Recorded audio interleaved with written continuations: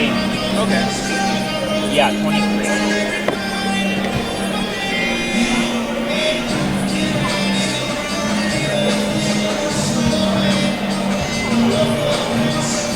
So those are the two guys that were featured tonight. Yeah, right. Vancouver Volcanoes fans, welcome your Volcanoes to the park.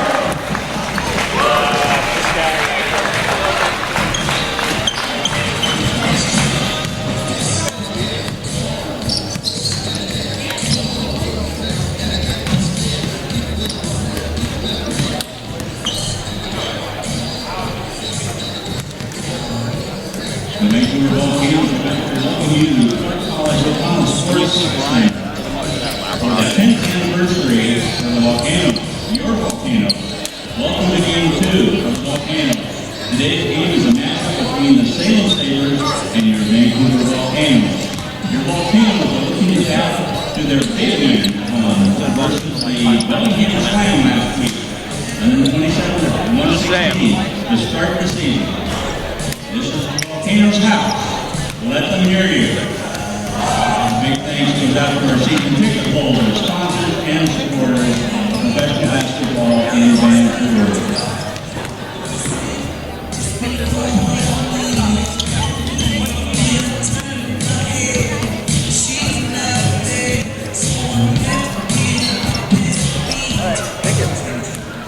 Thanks, Mike.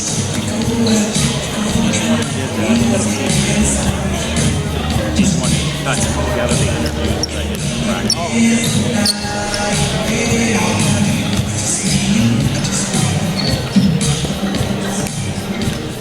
See, I think we do one less activity. Just remember we taped that open, I just did. And then remember we taped one when you and I went sideline. We didn't do that one.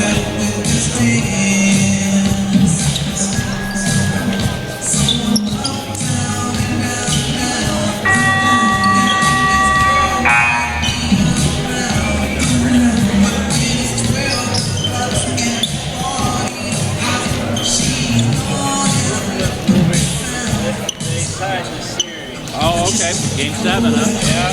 Nice. Sunday.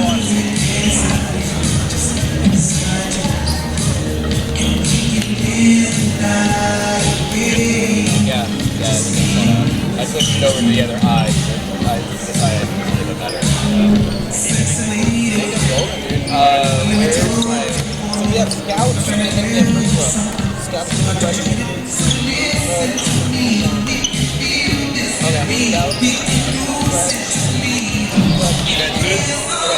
Yeah.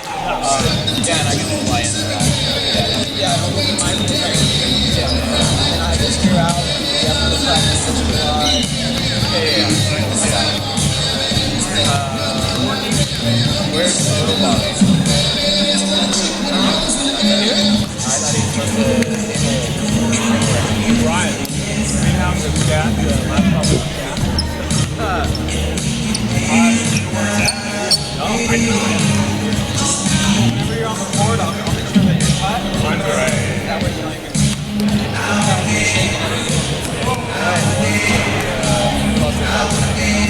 And then what's your lighting on here? Okay? My 2-shot. Oh, you don't have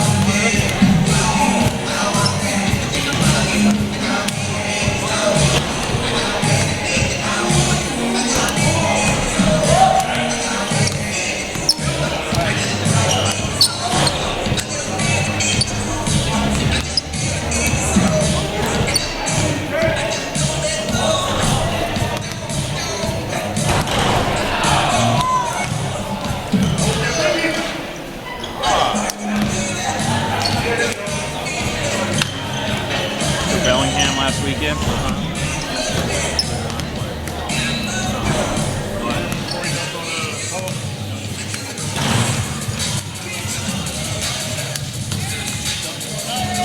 Alright. Get him right here? Yeah.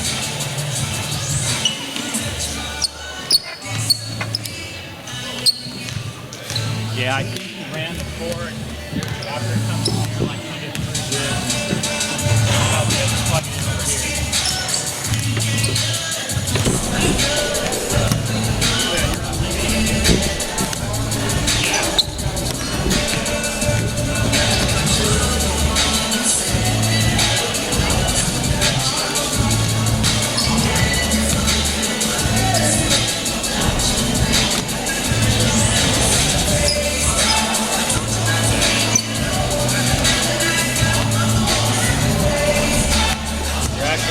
You want to run that through here first? Like kind of in there. Is Robert coming? Here, you grab this. Yeah. You're trying to open it. If it ends up being a real problem, I'll have to do it. And I'm sure after we've got to get ready to go, and I might do something. Yeah, I mean, I can do it by myself, I guess. Right, I know. Right now, you go ahead. Alright. If it's like, That's I'll take a night. Yeah. do you need something plugged in? Yeah, we need one more zip plug. Oh, right here. You guys are too good. It's awesome. It wasn't taped there last time. That's why I wasn't looking. No worries.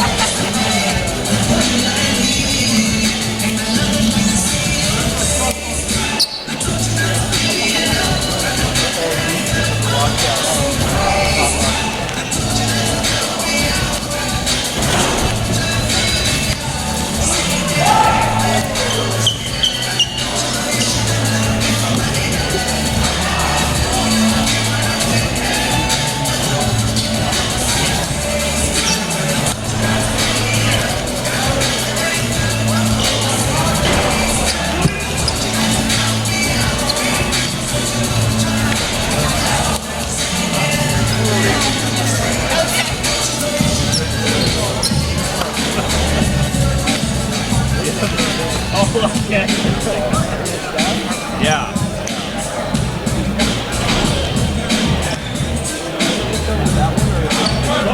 Yeah. Ryan says about a minute lag from the sad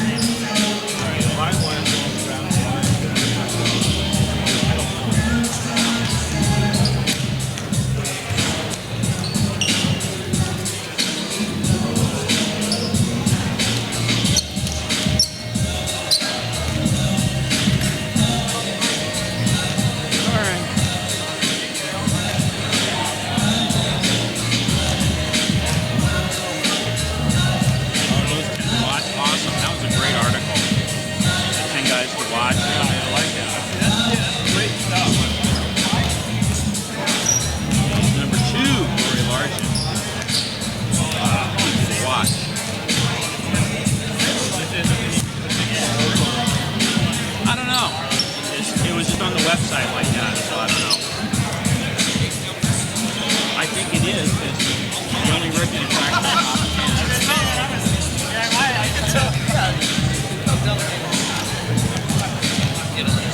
I can tell you that. VAR, TR, UFF. I don't know which one. Yep. G, LAND. Right up. LAND? Yep.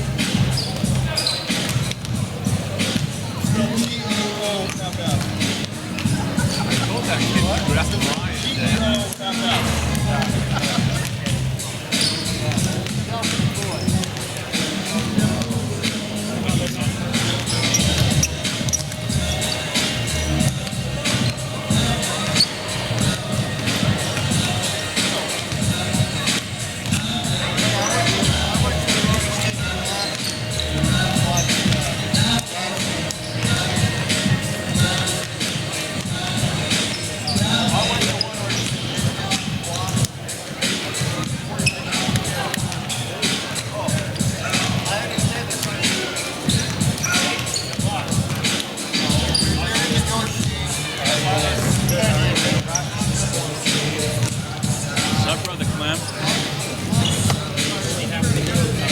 What's up? Yeah, what's up with your bro? For real? Right. Yeah. The less you know, the better, right? You got the House of Lechtenberg going on. Lechten clan. Good. Yeah.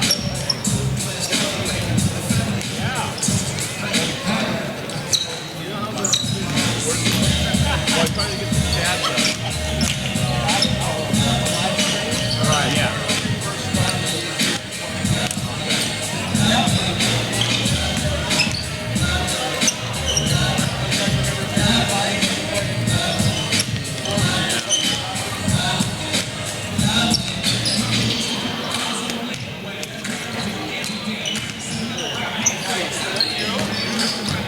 Oh, man.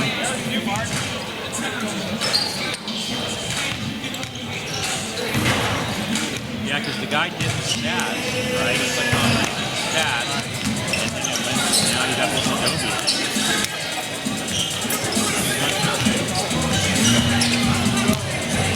Oh, we're such goobers.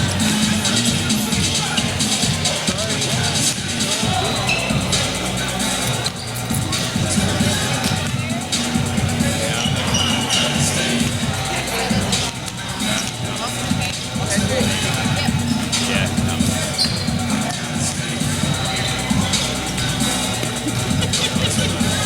That's total control. So, log on to that,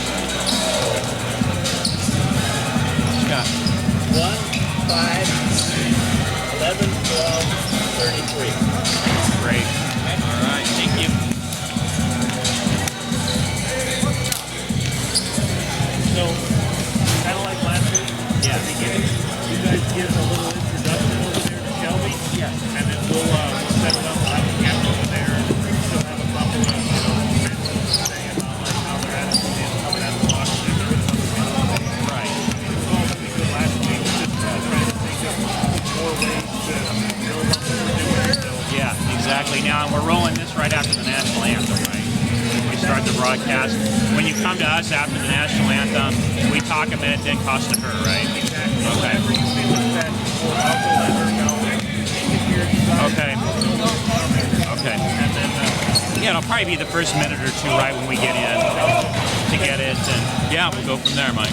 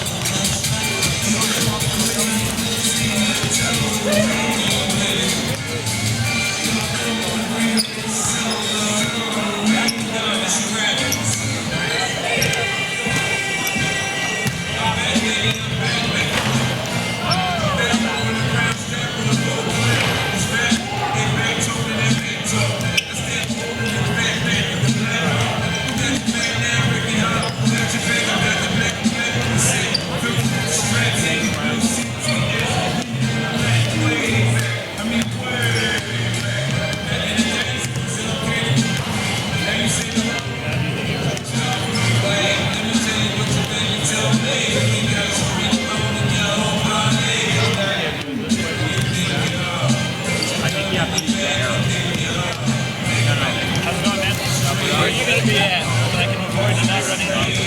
I was down to most right here. So there's a couple times I almost got in last time, but Yeah, whatever works. You always have to kind of take that arrow there when we're looking to talk about that.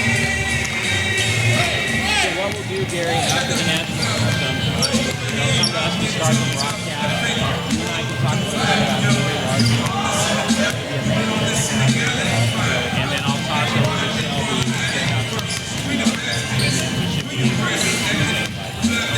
the large talk might be well, no, they'll be lineups. So by the time they get to jump off,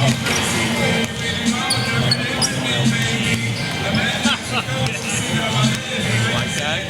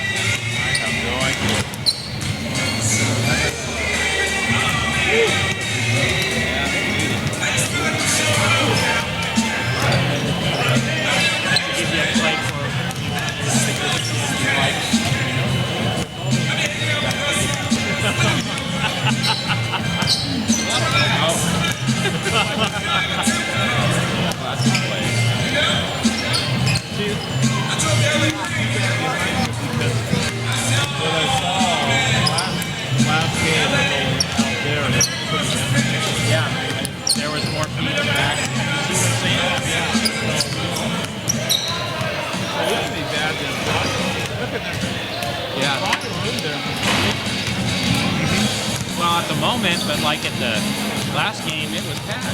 Yeah, I think there was scorebooks and stuff. Oh, maybe it was the Bellingham radio guy. Yeah. Or their stat guy. Remember, they have a guy who's stat and travels with them. That could have been. Oh, yeah, we're talking. But that's Lamar. Lamar can't happen.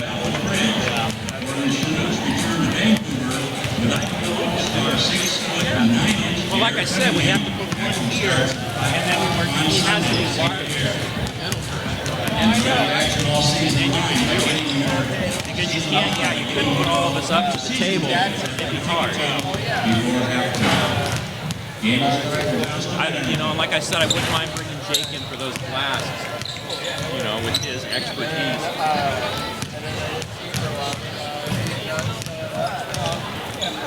Welcome our VIP season ticket holders, Carol, Brendan, Matt, Taylor, Ethan, Jennifer. Got my Taylor from the Armor. Give us away. I was talking to Brian. Give them applause for supporting the Vancouver Volcanoes. We expect you to cheer loud today for your Volcanoes.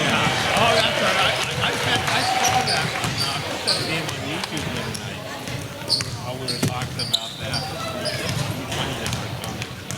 Really? Yeah. You're cracking me up. For your comfort and courtesy, please refrain from leaving or returning to your seat until there's a stoppage in play.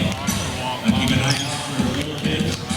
We also ask that you refrain from using coarse language, as Vancouver Volcanoes mascot is a family event. Opening night last year, man, a minute and a half talk of pita. Fire alarm goes off. Hot dog on the Oh, yeah. It's Gibble, baby. Wouldn't change a thing. Jim there was like,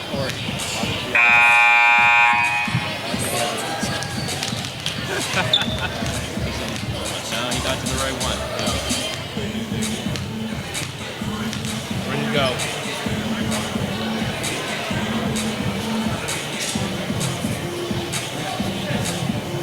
Hey, Bob.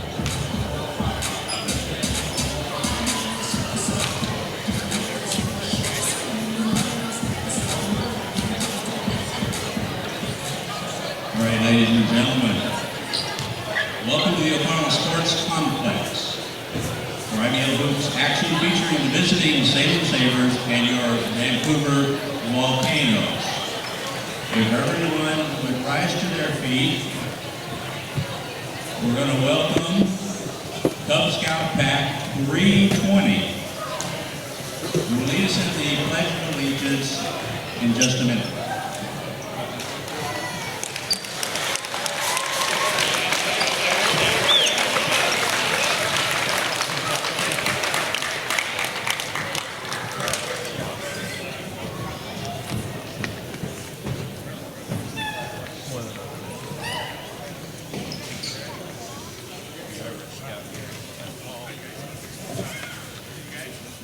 Now, you've probably heard that there's another game going on in Portland. What's up? We'll keep you updated on that tonight. But before we start, we'd like to take a moment of silence in honor of Dr. Jack Ramsey.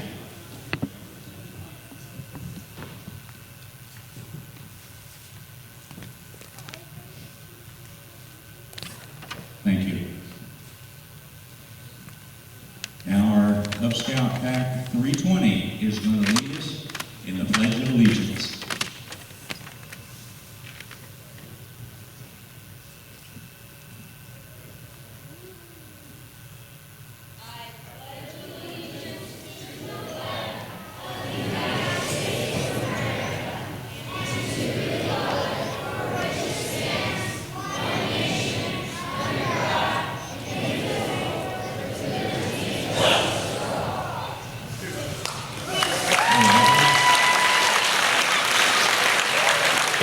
There we go. I would like to introduce another group. Years ago, the Houck Foundation created an after-school children's singing group, which grew from a handful of child participants to now well over 30, led by Dr. Ransom Sabers. Please stand as well, if you're not standing already, please stand for the Houck Foundation lead singers who will sing our national anthem.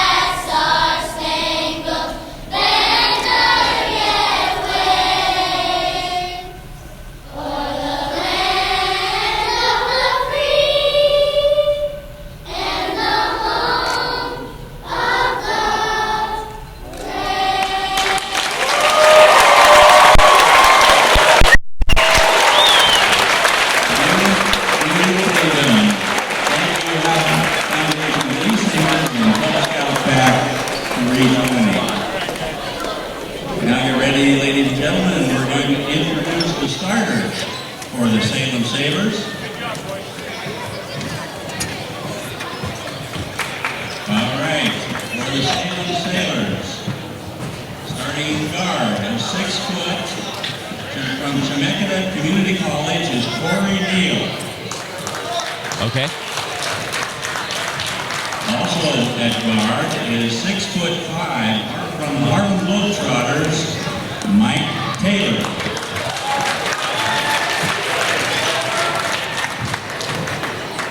And at the forward position 6'5" from Western Oregon University, number 33, Terrence Quinn. And center at 6'9" from Oregon State University, Kevin McShane. And starting at forward, 6'7", from Auburn Vikings, number 11, Joe Burton. Head coach for the Sabers is Joe Becerra. Assistant coach, Tyrone Knight and Marty Branch. And now, Vancouver Volcanoes fans, get ready for your Vancouver Volcanoes. All right. Starting at guard, 6'3", 190 from Oregon State, number 8, Josh Carver. Also at guard, at 6'7", from Western Carolina, number 32, Corey Largent. At center, 6'10", from Oregon State, number 34, Calvin Hampton. And 6'11", at center, from the University of Southern Mississippi, number 35, Gio Bain. And now the tallest one of them all. At guard, 6'2", Portland State, number 23, Andre Murray.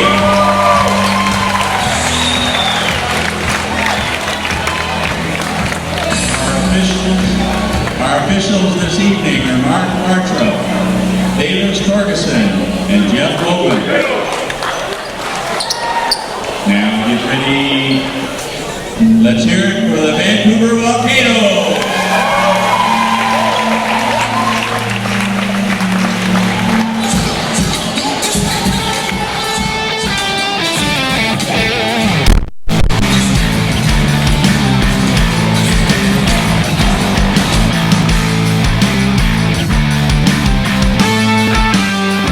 Tonight's IBL contest between the Vancouver Volcanoes and Salem Sabers features a matchup of over 30 game scorers. For the Volcanoes, it is 6'3" guard Andre Murray from Portland State. For the Salem Sabers, their first game of the year with power forward Joe Burton, the former Oregon State University product. It's the Sabers versus the Volcanoes. Who will win? Tune in now to find out.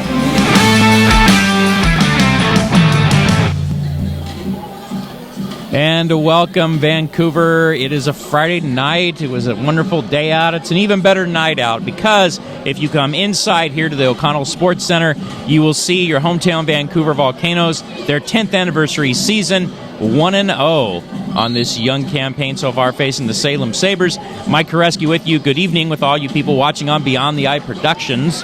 And to my right is my trusty sidekick. Welcome back, 2014, Mr. Google Gary Akiyama. How are you, man? Hey, thanks, Maverick. It's a great setting here. 10th year. Go Volcanoes. We'll take it. And tonight, a matchup with the I-5 rival, Salem Sabers. We have a lot to get to and whatnot. We have some former Sabers with the Volcanoes we can talk about. And this should be pretty good stuff. Leading on with Corey Largent. Former Saber sharpshooter, 22 points a game. He's with the Volcanoes now. Talk to me a little about him, Gary. Well, Corey Largent, I mean, our nemesis, and I'm glad he's a Volcano now. 22.6 points per game last year, all 6-7 of them. Very undisguised player, and he'll be able to help the Volcanoes as we go for that championship season again. Yes, we'll definitely take it, Gary. His skills, he can do the sharpshooting, but he can get a bit of rebounds too and whatnot. And he'll need to fill some of that void because Chehalis Tapscott, our all IBL, all everything performer, is now in Australia on a contract. But to the game here for a minute or two. It's 2-2.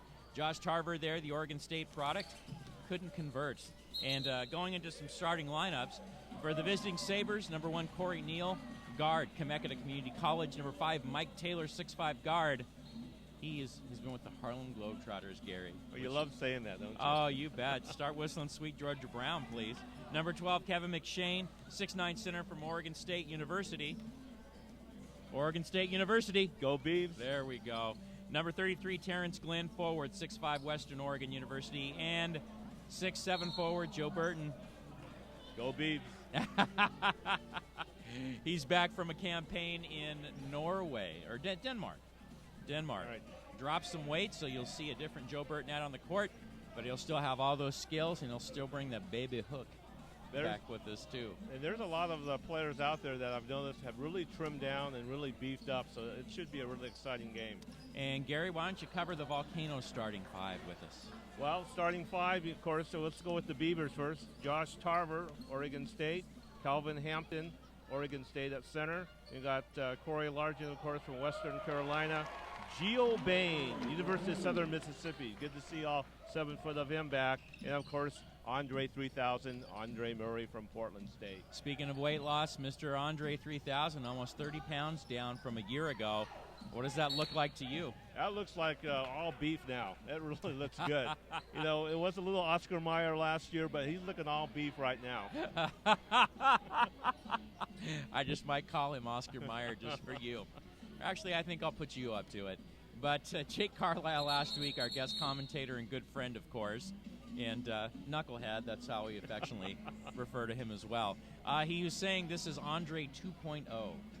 Oh, that's good. Yeah, I was talking to Jake earlier this week, and yeah, he's sorry he couldn't make it this weekend, but he's planning on some of the other games coming up.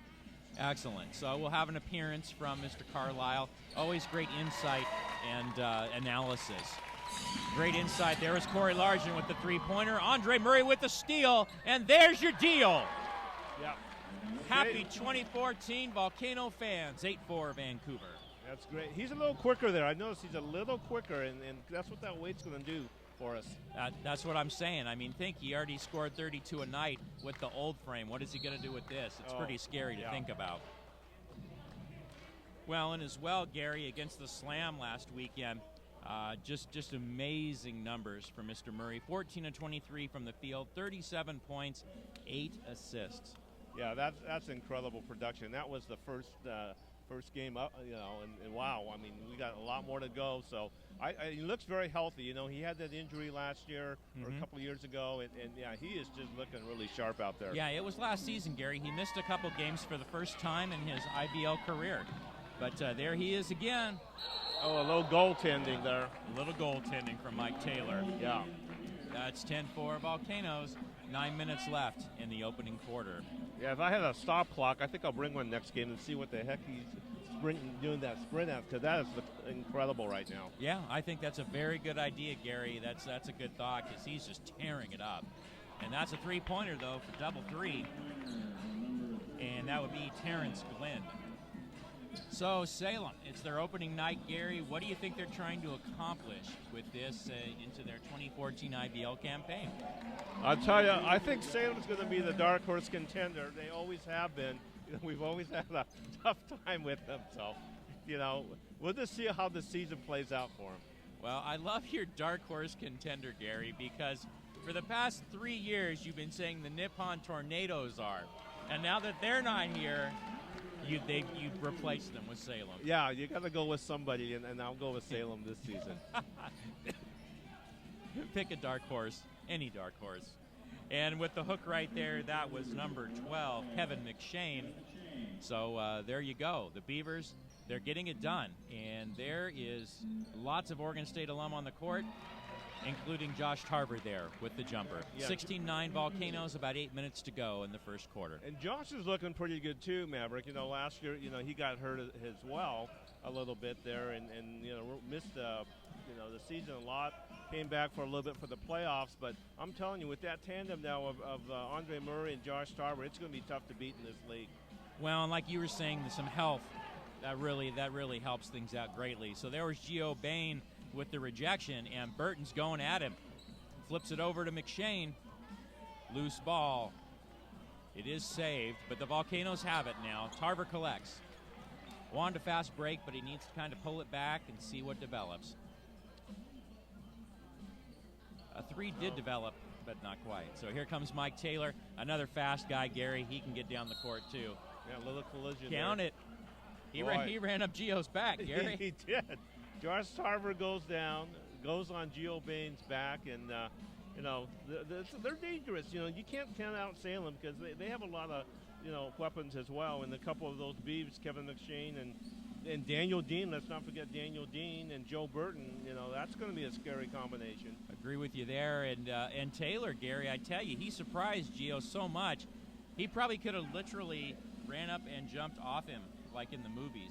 Yeah, I think you could have. Maybe a little bit of that Harlem Globetrotters in him. Kind of played out there. Well, or he's a fan of parkour. You never know. So Taylor gets one there, and he converts. Oh, maybe they didn't count the bucket, Gary. Okay, it was right before the shot. There we go. Okay, before the parkour move. So here he is going to take a second shot at it, and Taylor converts. 16-12. Volcanoes have the lead by 4 in this opening quarter. So far, Gary, it seems like a pretty clean game. I haven't seen a lot of turnovers quite yet. What are you seeing as far as the teams running their sets and the style of play? Well, it looks like we are running our sets and we're playing with confidence, but also Salem is doing the same thing, so it's going to be a close game right now. Beautiful layup by Mike Taylor there, and Joe Burton leading the break, Gary. Wow. Yeah, he couldn't have done that last year. You speak of a couple steps faster. It's right there. So, and right now we're going to be checking in with our sideline gal. It's Shelby Meter. Good evening, Shelby. What's going on? Hey, guys. Good evening. How's it going? Well, our guys are doing awesome. I mean, did you see that steal from Andre? So far the guys are doing an awesome job. I'm super excited to be here. Second game. Let's go for another win, and hopefully we'll have a great season. Back to you. Thank you very much, Shelby. It will be a great season, and welcome to the crew. It's great to have you along. Three-pointer right there for the Sabers. 18-17, the lead has been closed down to 1, and Salem's coming back. So despite a couple of pretty nice-looking breaks and steals and whatnot, as Shelby was referring to, Gary, Salem's hanging in. Yeah, they're not going to go away. They've got the horses. They've got a good bench this year, which they haven't had in the past. So it's going to be closer than most people think. Mike Taylor got called for a travel there. He was trying to set up that 3. Things got tied up. So it's timeout time now, but it looks like they're going to make a couple adjustments, which we'll talk about, of course, when we get back out on the floor there. But as we go into this 10th season, Gary, and what are you looking for from the Canos? I know talking to Coach Navarro, it's talk about title. What are the keys to getting that title this year, that elusive title, and getting it from Bellingham? Well, I think one of the keys is, and we alluded to it earlier, we got to stay healthy. That was kind of how we got snake bitten last season, and we were always hoping that our players would be coming back, and we just can't afford to hope and wait. We got to have a healthy team, and we have a good bench. Coach Navarro's made some good moves. Not all the players are here yet, but I'll tell you what, when you have like Adam Herman, I'm really looking forward to seeing him, the All-Concordia, All-NAIA First Division player. And then Brian Morris is coming back, so that certainly is going to help. And, some of the other players that we'll talk about as they come in, we're looking pretty good. And I know this is a cliche, Maverick, I say every year, but our bench can start on a lot of the other teams in the IBL. You do say that. Yeah, look at you, Gary. The Gary who ate the canary. Yeah. That's what was over here, ladies and gentlemen. So you're very right, though. The one thing I was telling Jake last week, how the bench has changed as it seems to get a bit younger from what I've been seeing, a couple of newer players and whatnot. Well, it's kind of interesting because Pip Bledsaw's still with us, Mr. Volcano. Right. Brad Lechtenberg is back. He started with us year 2. And last year he had he kind of stepped back from things, but he's back. But then you have a couple of other guys, like you're talking about with Adam Herman, and we can talk about Dan Feast, number 22, coming out on the floor for the Volcanoes. Kevin West is still here. So it's kind of morphed a little bit. And right now, right out of the timeout, she's got some knowledge for us. She's going to drop. Shelby Meter. Hi there. Hey, guys. So we're 18-17, first time out of the game. Coach was saying they're doing an amazing job offensively. The steals that he had, he mentioned that, and just a lot of words of motivation for these guys. We'll see what they can do. Back to you. Thank you very much. And speaking of motivation, Gary, let's talk about Dan Feast, point guard. He was with Salem last year. What do you remember about Mr. Feast? Well, Mr. Feast, I remember that actually he was a player that could steal. He's quicker than he looks, and he can put up the 3, if need be. So he's a player that a lot of people kind of ignore. But if you ignore him, he's going to do damage for you. And fortunately, he's a Volcano. He had a very impressive run for us off the bench last week, and 2 or 3 from the field. So with the 5 points, he had 1 steal in 7 minutes. Very productive. He held the lead. He ran the offense. He did what he was asked to do. So and now he's getting a bit of earlier time in the game. And that's going to be another key, Maverick, with our bench to give our starters a rest. When you have Andre Murray giving him a break, or Josh Tarver, or whoever's at the guard position, we can't afford to miss anything there. And I think with Dan, he'll be able to fill in. And there was Joe Burton there with a funky hook, but it didn't happen. Calvin Hampton rebounds and goes to Feast. The Volcanoes got numbers. Feast is pushing. Speaking of running up people's backs, but he did get called for carrying. Yeah, but see, you notice he wasn't afraid to go up the gut there. Oh, exactly. He may not be as quick as maybe Andre or Josh does, but he got the job done. Yes, yeah, he had very good vision there, Gary, with what he wanted to do. Definitely. And I might add another Oregon State product. That's right. That's what I'm saying. I think there's about 5 ball players from the university here tonight. So on the floor for the Sabres, Mike Taylor 5, Burton 11, and there's Kevin McShane, number 12. Nice left-handed scoop. Yeah, a nice move there by McShane. And number 30 is on the floor, Anthony Sanchez, 6'3" from George Fox. And, of course, rounding out your starting 5, it is Kalonji Pascal, 6 foot from Colorado Mesa. Number 22 for the Sabres, Gary, Joe Navarro, very excited about this guy. Said he tried to recruit him a couple years ago to come to Concordia. He said kind of a Rajon Rondo type, fast, loves to steal, loves to get it in the open floor. Yeah, he was one of Joe's picks, and you can't have everybody, but so watch out for him too, because if he's somebody that Joe Navarro likes, then you know he's a player. That's definitely true. He reminds me a little bit. 2 years ago, we had Dominique Watson on our team from a community college in Lane, I think it was, and Navarro had the same story, someone he was interested in, and that guy, man, he was electric. Yeah, Dominic, he would come in the game and he would make things happen. Oh, yeah, there was some nice alley-oops. Yeah, he was a sky trooper. So there's Murray. Pascal playing the D. Pretty good pick, I thought, from J.R. Moore, but no, it was a bad pick, Gary. Well, it's early in the game, so we haven't quite settled down yet. But as of right now, though, I feel like the guy's looking pretty confident. Well, and this is kind of a new Volcano team, even from last week, because without Chehalis Tapscott, and last week there was no Corey Largent or Pip Bledsaw, who we'll see later. So it's still learning the new people and what you have each night. And that's why it's going to be important this season to have a bench, because Chehalis, we wish him the best down under there in Australia. There is a possibility, and I'm not wishing this at all, but some of the other players on our team could be called to go overseas. So we've got to watch for that too. And yes, it's like you said, you have to go do it. It's a paying opportunity, and it's what these guys play for, or most of them at least, is to continue their basketball career elsewhere. So that's great. Congratulations, and you're leaving. We miss you. But then the show must go on. Someone else has to step in, and that's what being a team is all about. Right, and I think that's why Joe wants a deep bench, and that's why he's still looking for other players even as we speak, just in case.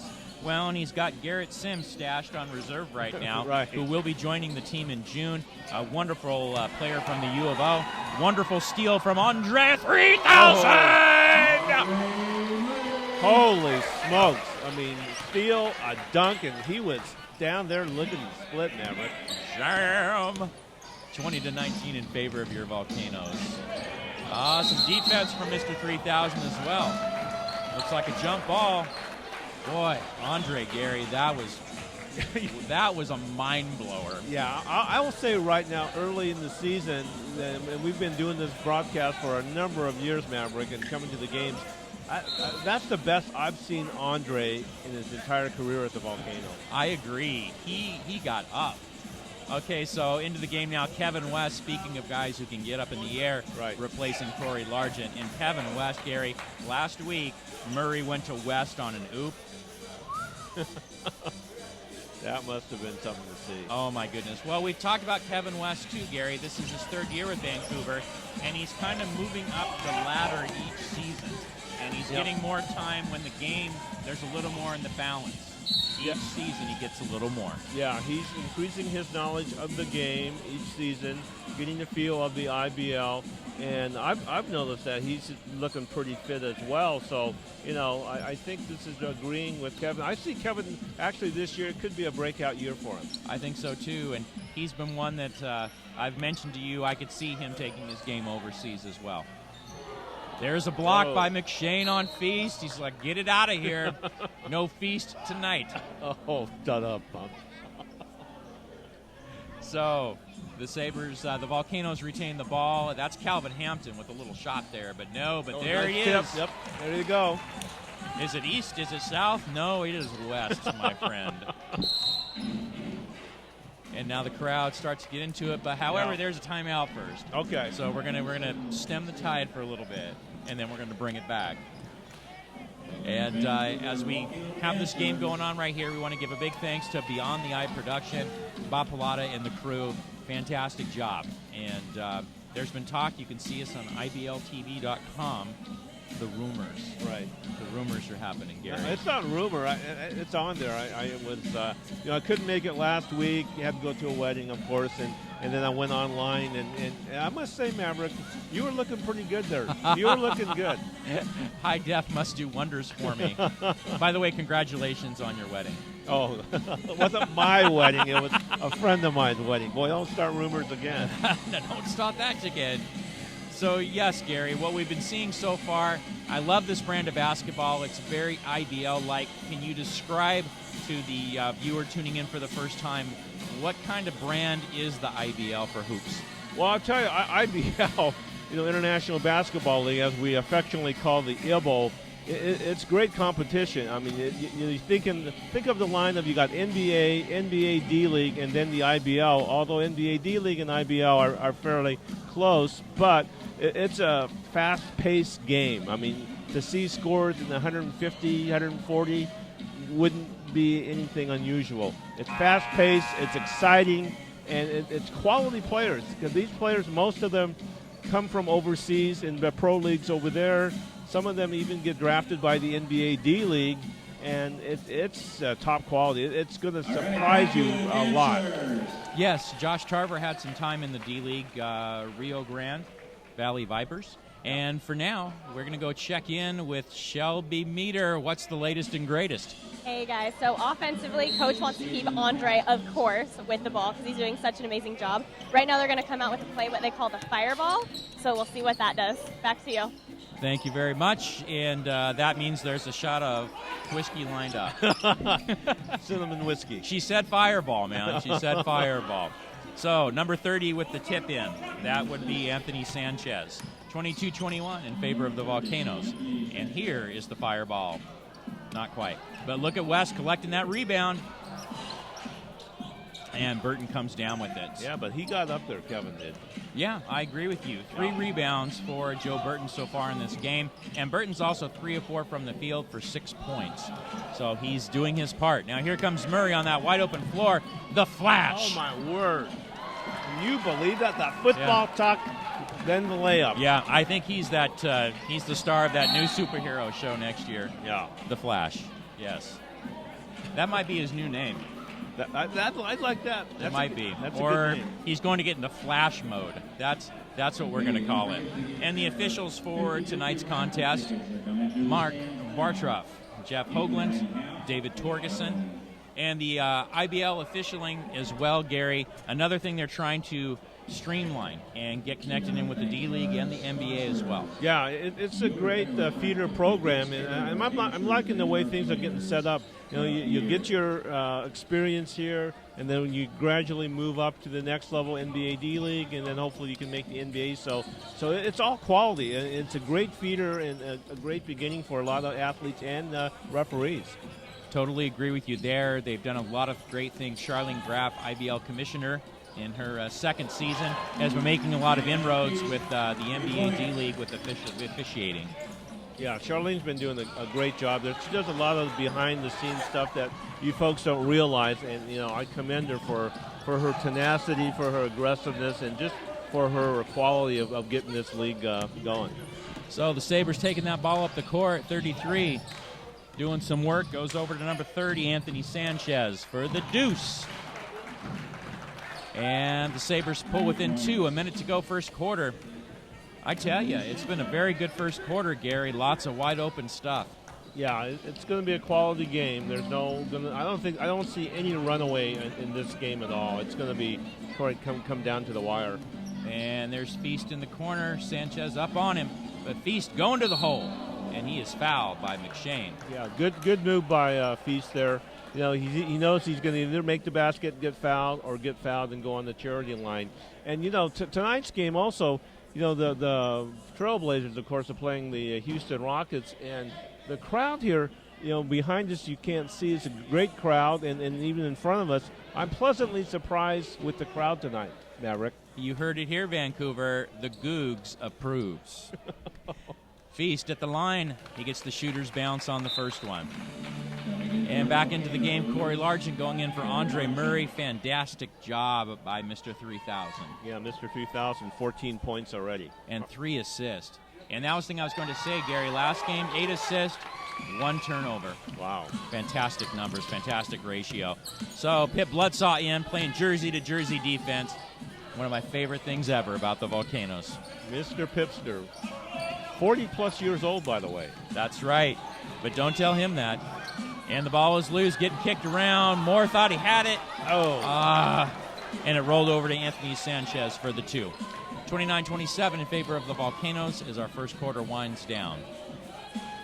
So it is Feast, Bloodsaw, Moore, Largent, and Kevin West on the floor.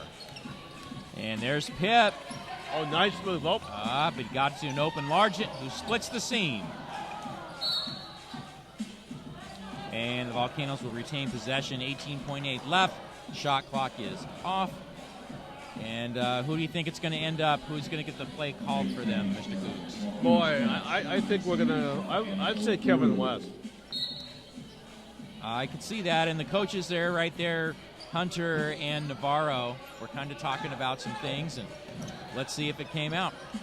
And there's West, like Gary predicted. Well, didn't make it, but nice try, Gary. Yeah, nice try.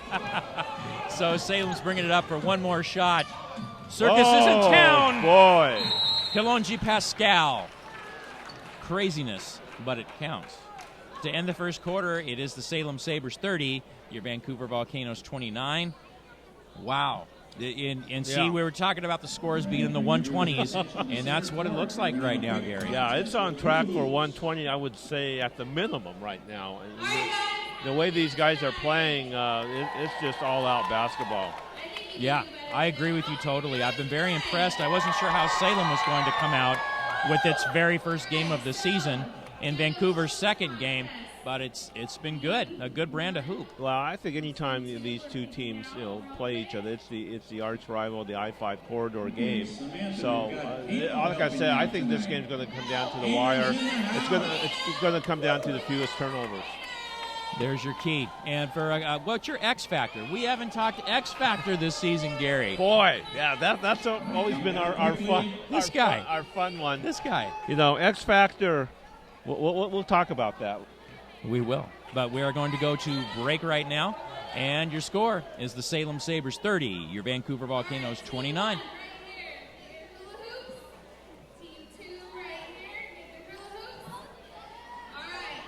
Good point. We'll pick an X factor. Okay, and then is there 2 sheets? There's 1. Okay, go ahead and do some magic if you want. All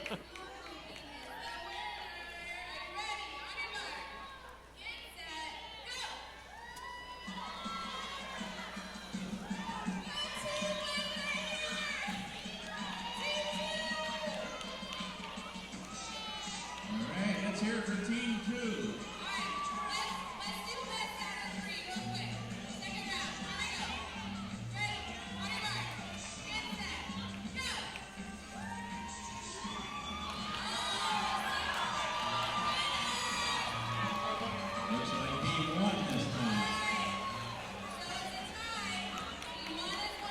Guys, so I was just in the huddle.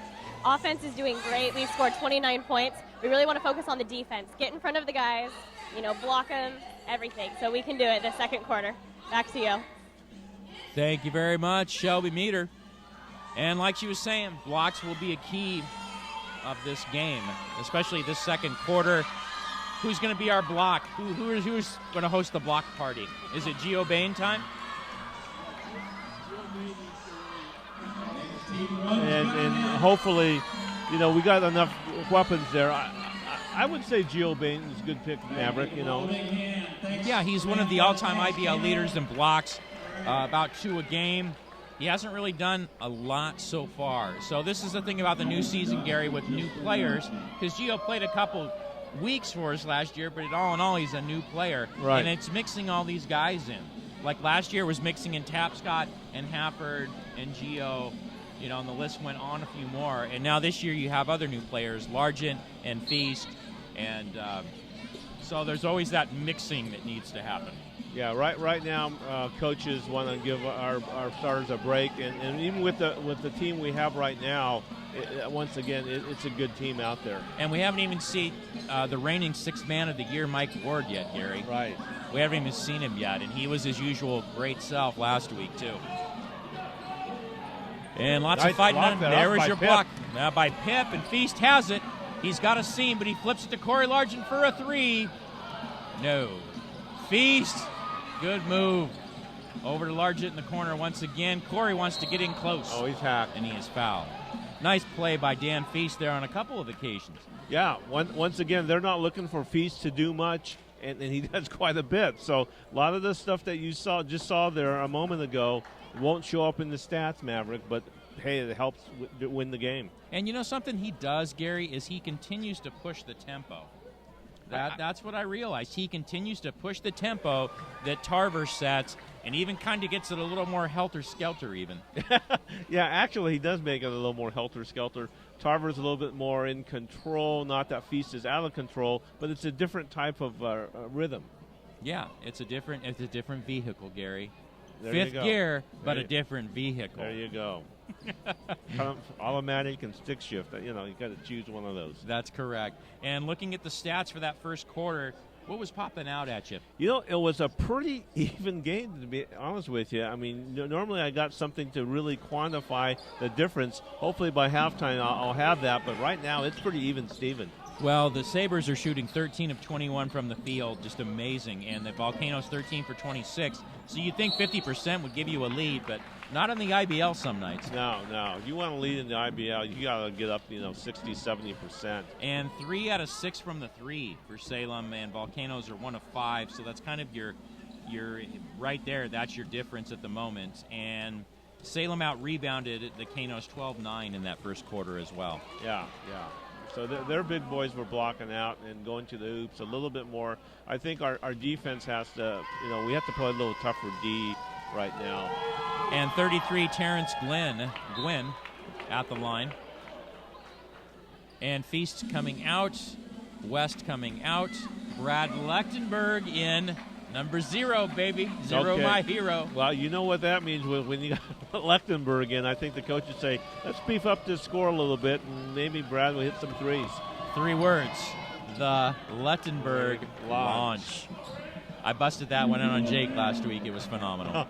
Just ask me.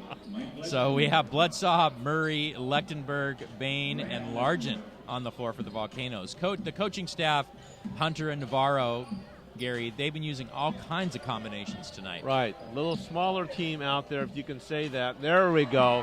Nice. Speaking of smaller, 7-foot Gio Bain with a jump shot. That reminds me of shades of LaMarcus Aldridge. Somebody's got Blazers on their mind right now, and it's not me.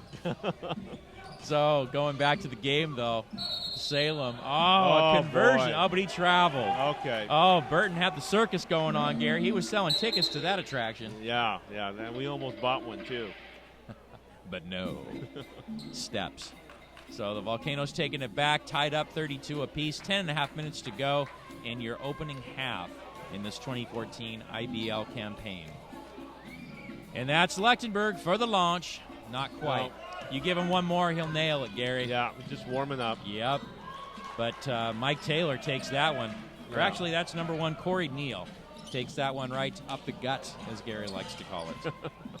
Murray Dishes down to an open pit. All right. Ah, beautiful. First two of the 2014 campaign for Mr. Volcano. I like the way the coaches have us spread out. We're almost in a box and one, and they're looking for Lechtenberg down in the coffin corner on the left side to go for that 3 points. That's going to open up the middle, which just happened, that last play. So Salem's going to have to pay attention to what's going on. Yeah, the coffin corner where defense goes to die. 34 apiece. Does Murray break the tie? He does not. Rebound collected by Sanchez, and here we go. In the corner, no three for Neal.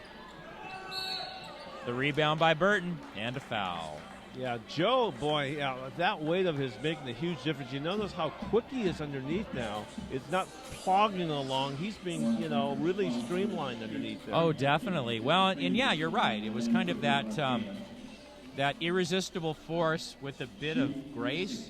Right. And now it's just, what? This is that streamline because of all that. How much did it lose? 30, 40 pounds? It was like the website said 60. Holy smokes. Wow, that's making a huge difference. Well, fantastic for him. He had a great campaign in Denmark. If I remember right, it was 14 and 12 boards a night. Nice. 14 points, 12 boards for Burton. And to go with that was about his IBL stats last year. And last year he contributed about 3 to 4 assists a game, too. Yeah. And he brought a little showmanship to the Ibble, too. A couple behind-the-back things, a little trickiness, and the Mohawk, too, which you inspired him to do. Nice move there by Yes. Murray. Murray did a great job on that one. Good body control as well. Yeah. Little double pump there, fake. I'm totally impressed right now. I just go, wow. Well, that's why I was telling you when I saw him at practice, I was just like, geez, is there something different? And he was telling us during an interview, a preseason interview there, and it's like, you've got to be kidding. MMA training, Gary. That's what he was doing in L.A. there. Well, whatever he was doing, it's working. Yeah, ready to put a chokehold on somebody. Yeah, I know he's looking forward to going to play overseas as well. And that was the thing, Gary. This is what he said. 5th year with the Canos and last. Really? That's what he called it. He wants to make a serious run overseas, a serious run. And he said never say never after I called him out a little bit on it. But he said this is kind of what he feels right now. Well, we'll see how the season goes because he will be sorely missed. Battle of the Beeves. And a smiling Gary over here. Sometimes I can't decide, Battle of the Beeves, who do I root for? But obviously the Volcanoes, but it's nice to see a couple of Beeves go at it. Yep, his kids have grown up. So we have Joe Burton at the line. The foul was on Calvin Hampton. 35 apiece, 9:15 to go in the second quarter. And Burton still has that feathery touch, too, Gary. Still has that touch. Yep.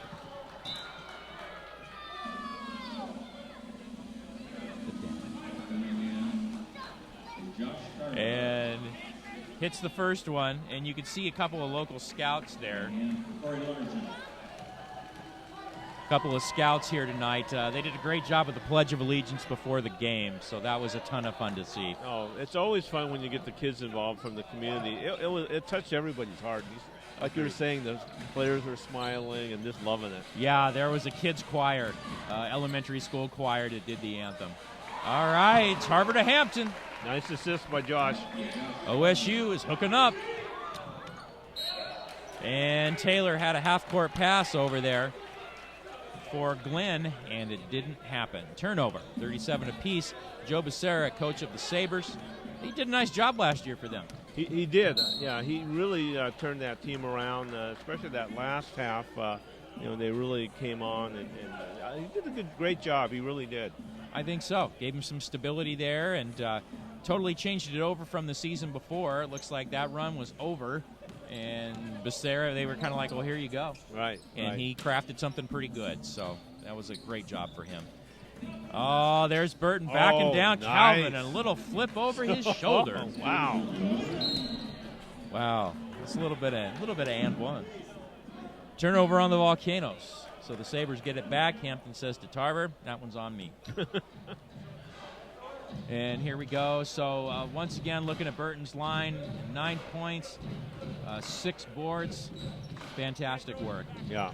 He's doing his job and then some. And also for Salem, Mike Taylor with 6, And it looks like Terrence Glenn with 5 and Sanchez with 8. Offensive foul there, and it's Volcano ball. And for the Canos, we are looking at Andre Murray with 15. We're looking at Dan Feast with 5, real nice off the bench, and Calvin Hampton with 6.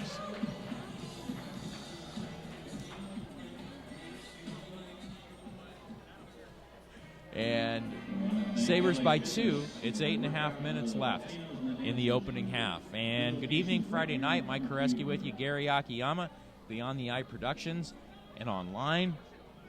It's kind of creeping up. It's creeping on people. 10th anniversary, Maverick. That's right. Gotta go big. Oh my goodness, can you imagine? I mean, you were, I think, year 3, I think was when you got in there. So right. Talk about it from then to now. And some of the first impressions you had of things. Wow, what a difference just in attendance-wise. I remember coming to the game, I said, hey, is there a game going on? Because I don't see anybody in the stands. I mean, maybe there were 20 or 30, and then we've had some big crowds, sellout crowds, 1,700, and a good crowd tonight. So big difference, and it's really caught on with the community. Nice, we'll have that. And more 10-year memories from the old guys. But first, it's time for Shelby Meter. What's the latest and greatest? Hey guys, so we're behind 2 points right now, so lots of words of encouragement from the coach. Just a lot of motivation to pump these guys up, see if we can take the lead, because as you know, it's been a really close game. Back to you. Thank you. And there's Gio Bain with some feathery touch. We'll take that. 39 apiece, 8 minutes to go in this opening half. So we still have Lechtenberg out there and Murray. We have Calvin Hampton. He got a foul on Burton. He was pretty pumped about that. And Gio Bain and Dan Feast out there. Good combination out there still, Maverick. We're not going to miss a beat. Yeah, I think so. And once again, Lechtenberg in the corner there. I mean, he was even saying to me, he's like, yeah, with me not being here last year, some teams might not know about me quite yet. Oh, they know about him, believe me. Everybody knows about Brad Lechtenberg. Oh, yeah. I still go back to year 2. 44 points on a road game in Michigan, 11 threes. Phenomenal. Unheard of. Oh, that guy, he's got a stroke. And junior year of college at University of San Diego, he led NCAA Division I in three-point percentage. Yeah, that's quite a feat even with that. I mean, he was can't miss, I thought, and sure enough, he's back again. So it is fantastic to have him back, Gary. I'm so excited to see him. When he came to the open run, the open tryouts, you remember we thought he was just getting a run in. And, here he is. Yeah, it's in him. He can't give that up. Well, the thing is, Navarro and Hunter know what they're getting with him, too. There's a good relationship there. And Brad also, very heady player, can be kind of a help to the coaching staff when he's on the bench, too. You notice he usually sits right by the coaches. Right. And then as we come back to the game here, looks like the foul is on Calvin Hampton. And coming to the line is 33, Terrence Glenn for the Sabers. And looking at the free throws tonight, it looks like the Canos are 4 of 6. And it looks like the Sabers are 6 of 8. It looks like from the line tonight. Make that 7 of 9. Okay.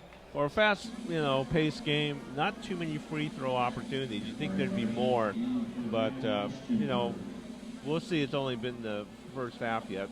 So will they start fouling in the second half? Something's going to have to change in order to, for the Volcanoes to win this game. Yeah, I think so. Maybe all in all, I was going to say the tempo, but they've seemed to have really had a fast tempo the whole time. Maybe they slow it down and run a couple more sets through the big guys.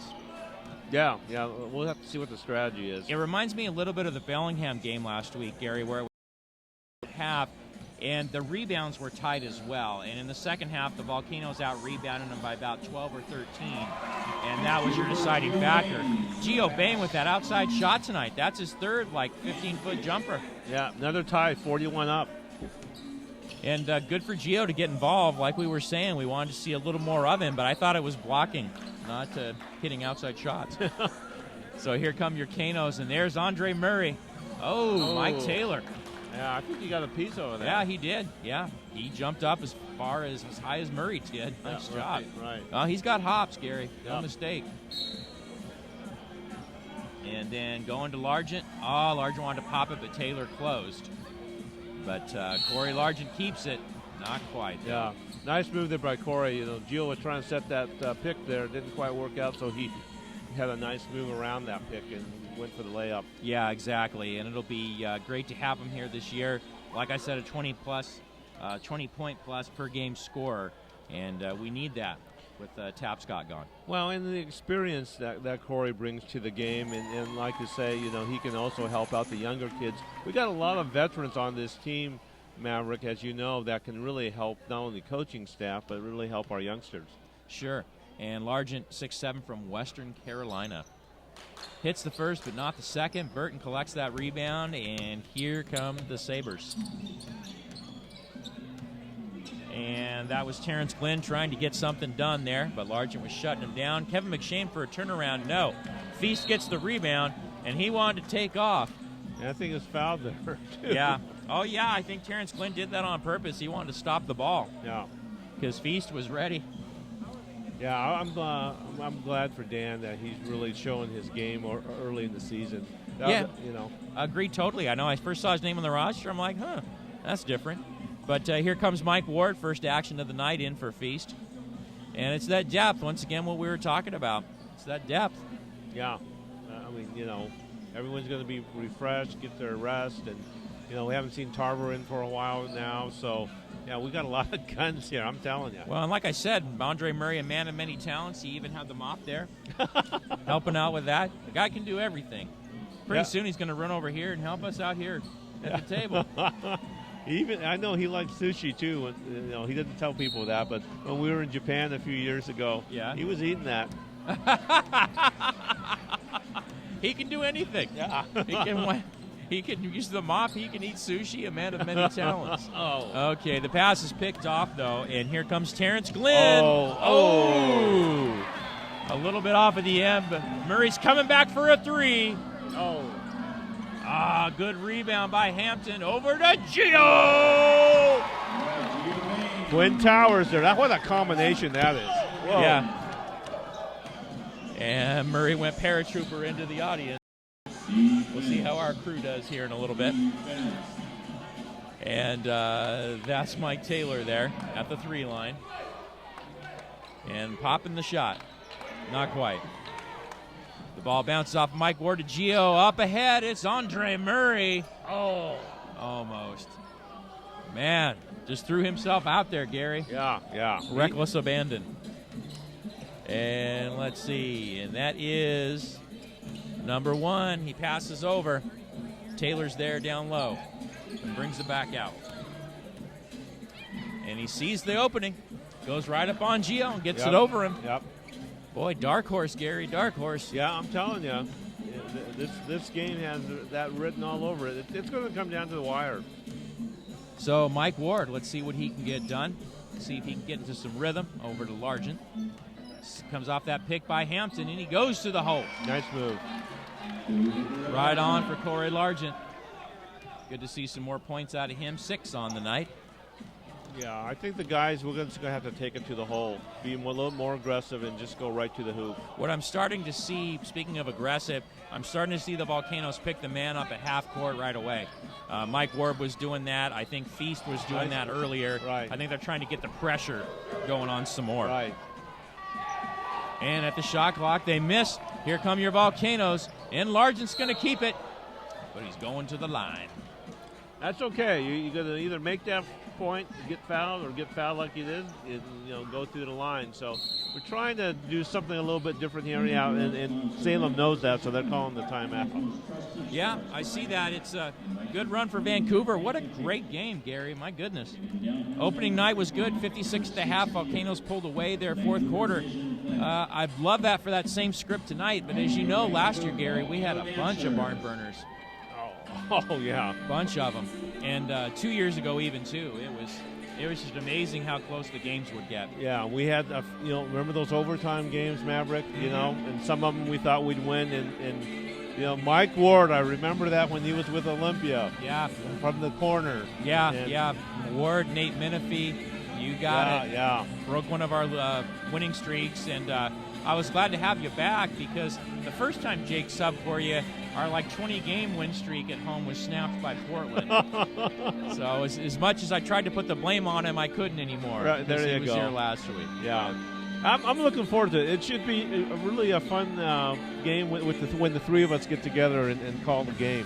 Yeah, so you're throwing that out there, huh? I'm throwing that out there. Throwing that out there. There might be 3 broadcasters in the tub, so to speak, as we call our area over here. Literally in the tub. Yeah, exactly. Yeah, that would be great. It'd be just wonderful to have all 3 of us here and talk about the Ibble some. And coming back to what we were talking about last time out, Gary, what things were like. We were playing in the Mountain View gym, the high school gym there, when you first came on board. Yeah, that was a huge gym for a high school. I remember that. Oh, yeah, definitely. The Thunder can bring it, and at the time we were bringing rain clouds. So I like the move into here better, Gary, because I like kind of the intimacy of it. Right. And this place does hold 1,600. Right. But when you get the crowd in here like that, we packed it out a couple of times. It's been fantastic. So that's been the good stuff. And it looks like right now she's got something to say. It's Shelby Meter. Hi. Ball with Andre and Corey, 23 and 32. And also for defensively, they want to rebound, play D, talk, and communication. Those are the big things. Back to you. Thank you very much, Shelby. And yeah, talk and communication. Be nice if you did that over here, Gary. Well, I'll try. My first game back, I'm kind of a little coy, but no, I'm fine. You'll get me going, believe me. Oh, yeah. We've got the Googs. He's dialed in. So Largent hits the first free throw. Here comes his second one. What a nice pickup by Joe Navarro and the Volcanoes. Navarro's had some history with him, coached him in the Summer Pro League, the IBL All-Star team a couple years ago. And that was the team when Chehalis Tapscott was on it and Paul Hafford was on it. So he just keeps Blake Poole from the Slam was on it, but the relationship there kind of brings inroads over to us. Well, yeah, Coach Navarro, I mean, he's well known throughout the Pacific Northwest and even down in the Southern California area. Yeah. Remember, he was the scout for the Los Angeles Clippers Yes. at one point when Neil O'Shea was the general manager of the Clippers. Of course, Neil O'Shea, general manager of the Blazers now. So Navarro goes way back. That he does. And speaking of way back, Andre Murray with the 3, 51-45 Vancouver. And there he is with the steal. And let's see if there is a deal. You bet there is. Yeah. Oh, you bet, baby. 53-45 Canos. This could be the break now. Pivotal move here. 8-point lead with 4 minutes to go. They're being a little more aggressive as Shelby was alluding to and hitting the boards hard. So Mike Taylor dumps it off. Whoa. And he got fouled. Yeah. Nice patience by Terrence Glenn there because there was like 3 6'9" guys all surrounding him. And he managed to get a foul out of it. Yeah. Smart play there. He knew going up against the Giants there, something's going to happen. Yeah, Hampton and Bain were, outstretched and, yes. That was going to be hard to get a shot up. Both of us, that wouldn't have been possible. Right. Not when you got those guys there. So Glenn going to the line for 2. And we'll see what happens here. The Sabres could really use a couple of points right now because they didn't get it there. Because they were down about 2-3 points. It was tied, and the Volcanoes have a little mini run going right now. Gio Bain going to the bench. Nice little bit of jump shooting display there. And we have J.R. Moore, the former Portland State product, in. Yeah, J.R. Moore, he's aggressive too, so you're not going to miss the aggressiveness there. Yeah, and Jake had a lot of nice things to say about him. Great teammate, and can get the wide body thing going down there, and a smart big man too. Yeah, the big wingspan too. Yeah. And he started for us a couple times last year when Gio went down as well. Right. And performed admirably. Would give you 8-10 points, give you 8 rebounds. And even last week it was 7 boards. I think it was around 9 points or 9 and 9 in that area. So he was doing his job. Yeah, you got it. Yeah. So Ward coming to the line for the Canos. And once again, Navarro going to his bench. I think this might be about the last sub for the half, maybe, Gary. I'm not sure. I think he's Going to want Moore to finish the half out to save the foul situation. Yeah, I think you're right. Yeah, and here's Pip in for Calvin Hampton. He might maybe the last minute and a quarter or something throw in Brad Lechtenberg for the fun of it just to see if we can boost the lead. Oh, I see that. Yeah. That's possible. Yeah, so actually Pip was in for Largent, not the big men.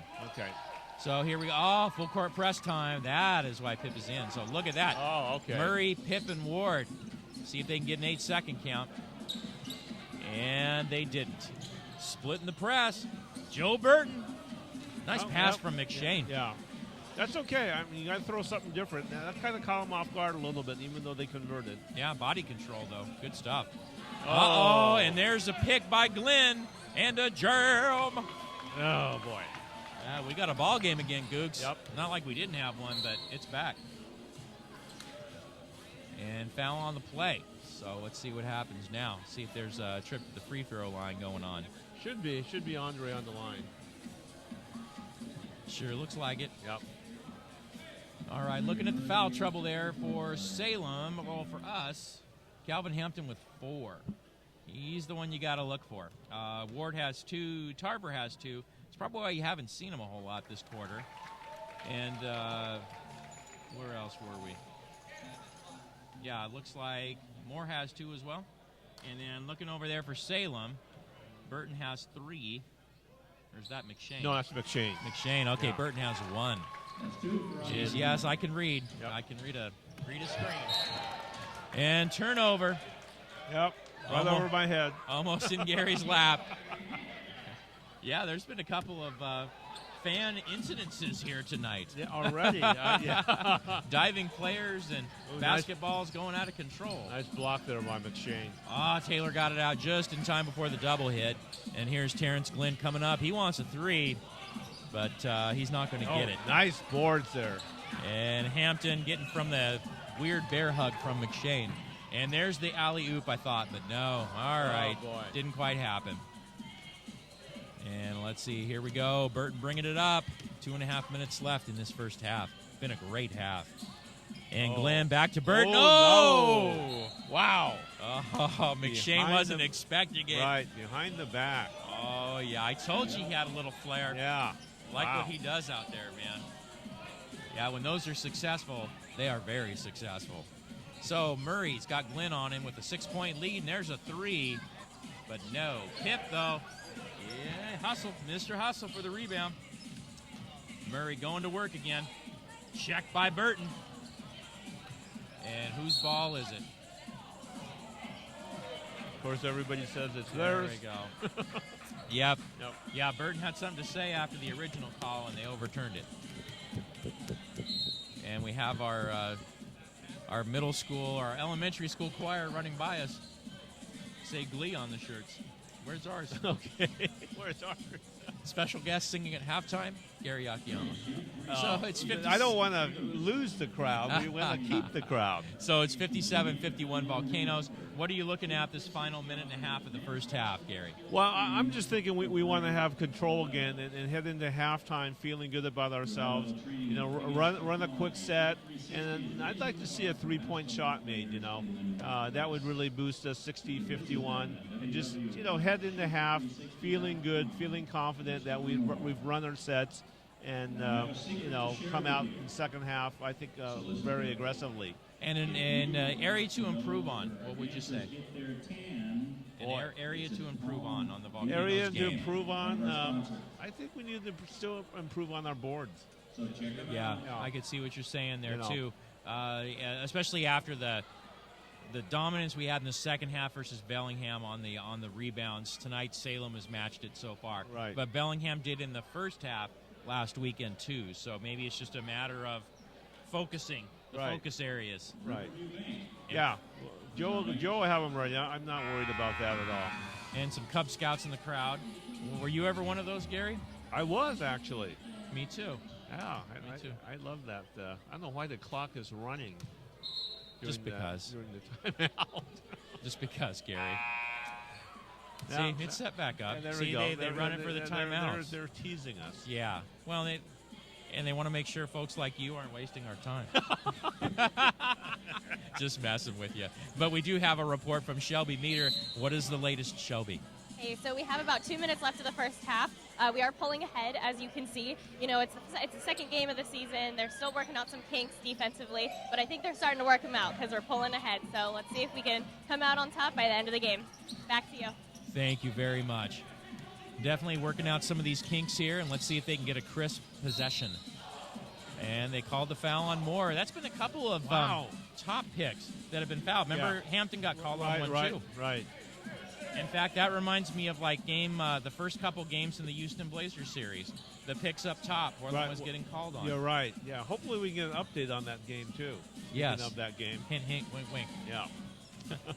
Nudge, nudge. So Becerra, very happy, I think, with the effort they've shown so far this half and how they've been staying in the game. They've used a little depth too. They've been able to go about 3 deep off that bench. And on an IBL road game, Gary, if you can get 8 healthy bodies, able bodies, you're in good shape. Yeah, they're going to need their bench. That's what's going to save Salem in this game. If Salem wants to win this game, that bench is going to have to produce for them. Sure. Well, because that's the thing. The Volcanoes have such a deep bench, Gary, and can put the pressure on you in so many different facets of the game. You have to respond. Yeah, and I think Coach Joe and Coach Brian Hunter and Joe Navarro know that. And I would see in the second half, I think we're going to be very aggressive and just try to wear down the Sabers. Mike Taylor for 3, no, but Burton rebounds, no, but he gets it again, and he ended up walking. Wow. Yeah, that might be a swing right here, Gary. If they get a 2 or 3 out of here, that's going to be pivotal. JR is doing a great job on him. He really is. Murray with the spin cycle and call for an offensive foul. Man, a lot of offensive fouls this game. So. Yeah, it's like all of a sudden, lots of offensive fouls. Pascal, very quick guy, as we were alluding to at the top of the broadcast, and he was able to get in the position and take that charge. Right. And when you can get someone, if you can get a charge of someone as quick as Andre Murray is, you are also... Yeah, you are very quick. You might be quick if... Yeah. So, Salem gets it back, dodges that momentum changer we were talking about. So that's why we are brilliant. And here come the Sabers. So Taylor up top, goes to Glenn. He wants that 3. He gets it. He took a real early one last time or two down the floor, Gary. He did. He must be feeling something. 57-54 in favor of the Canos. And there's Mike Ward. Burton comes to help, but Ward waits for him to leave and gets to it. There's a block on the play. Salem's got it. Here comes Pascal. Ward tries it, but he spins off him. Oh, my goodness, he splits it. But the ball got knocked away when he went into Burton with it. I tell you, the quickness of this league, Gary, every year, this year seems to have been a marked improvement.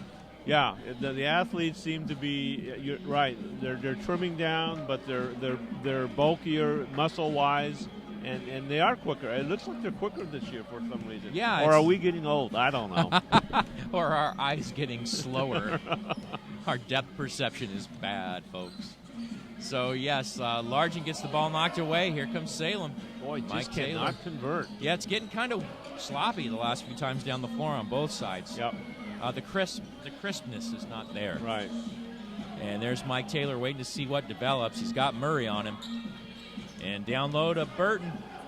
Flips to the corner to Pascal for a 3. No. Largent gets 17 seconds to go. Shot clock is off. Mr. Andre Murray. Nice. High. 2 points for him. Got to get back in transition, though, guys. 9 seconds and counting. Taylor splits. Goes to Burton. Burton in the corner back to Taylor for a wide open 3. No. Dodged a bullet right there, Gary. Yeah, we did. So a pretty good first half all in all. And the Volcanoes 59, the Sabers 54. Well, what do you think? Well, I think it's going to be a barn burner game, one, but we have to really improve on our defense if we're going to win this game. I mean, just the last couple minutes there, Maverick, wasn't us, wasn't the Volcanoes. Very sloppy, very unorthodox. Couldn't, convert. That's not going to bode well if you want to win this game. Yeah, there were some breakdowns, Gary.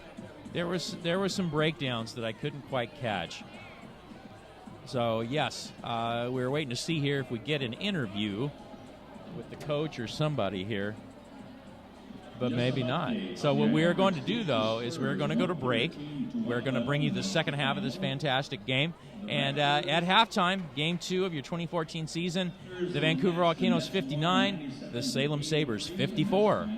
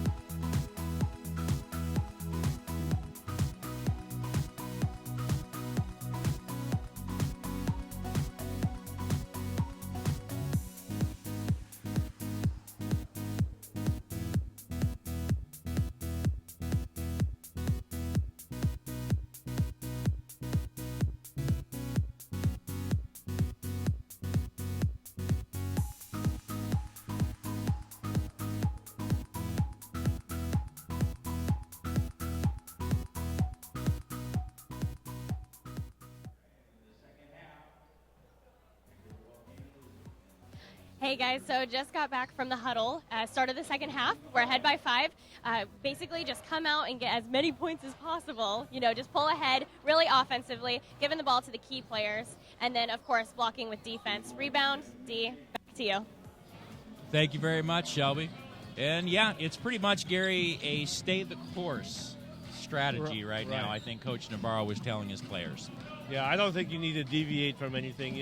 Like Shelby was saying, just come out aggressively, hit the boards, and right now we just need to settle down and run our sets. 5-point lead at the half, 59-54. Big difference there would be in the assists, where the Sabers had 9, and we had 14. There's your 5 differential right there. But if you want to look at another stat, Maverick, looking at the steals, 12 steals for the Volcanoes, 5 for the Sabers. And that's a huge difference, because when you convert those steals into baskets, then that's once again why we had the lead. There you go, and that is why he is the numbers man. Gary Akiyama, ladies and gentlemen, shredding it for the Volcanoes. And that's Gio Bain right there, shredding the defense for 2, 61-56 at the beginning of the third quarter. Tarver picks up the loose ball. He wanted to get ahead to Murray. All right, the ball's all over the place, but Corey Neal picks it back up. And no, Hampton down with the rebound. It is Volcano basketball. Wow, what a flurry to begin the second half, Gary. My goodness. Yeah, it's going to be a game of changes and momentums, but really, who can establish their sets and who can establish the control of the game, I think, is going to win this game. Yeah, it's 61-56 Volcanoes, Gary, but geez, it's like you were saying, things are very tight when you look at the stats. Right. Yeah. The block shots were even 5 and 5. Big men are pretty equal. We're pretty equal with their big people. Calvin Hampton, Joe Burton, McShane, and Gio Bain, or whoever's playing the high post and the low post. We're pretty equal with them. I think the difference here is going to be our guards. Well, in the rebounding, Gary, 25-21 in favor of the Sabers. Right. And that's once again why we got to control the boards. Wow. So here we go. Looking at the lineups on the floor for your Canos, it's Andre Murray, it's Josh Tarver, it is Calvin Hampton, it is Corey Largent, it is Gio Bain. And for the Sabers, Mike Taylor, Terrence Glynn, Mike McShane, Joe Burton, and Corey Neal. And there's Gio Bain. Oh, McShane. Good D. And there's Burton. Up ahead to Glynn. Glynn sniffing some daylight. And it closed quick. Yeah, it looked like he slipped there. I don't think any foul was called, but it looked like he just lost control. I think so, too. It was a very strange sequence where it just seems like they trip on air. Here we are in that third quarter, Maverick. What happened last game against the Slam? How did we do in the third quarter? Well, you would have to ask that, but let me actually see. And I think you know why I'm asking that. Well, you're bringing something up from like 3 years ago, Googs, but that's okay.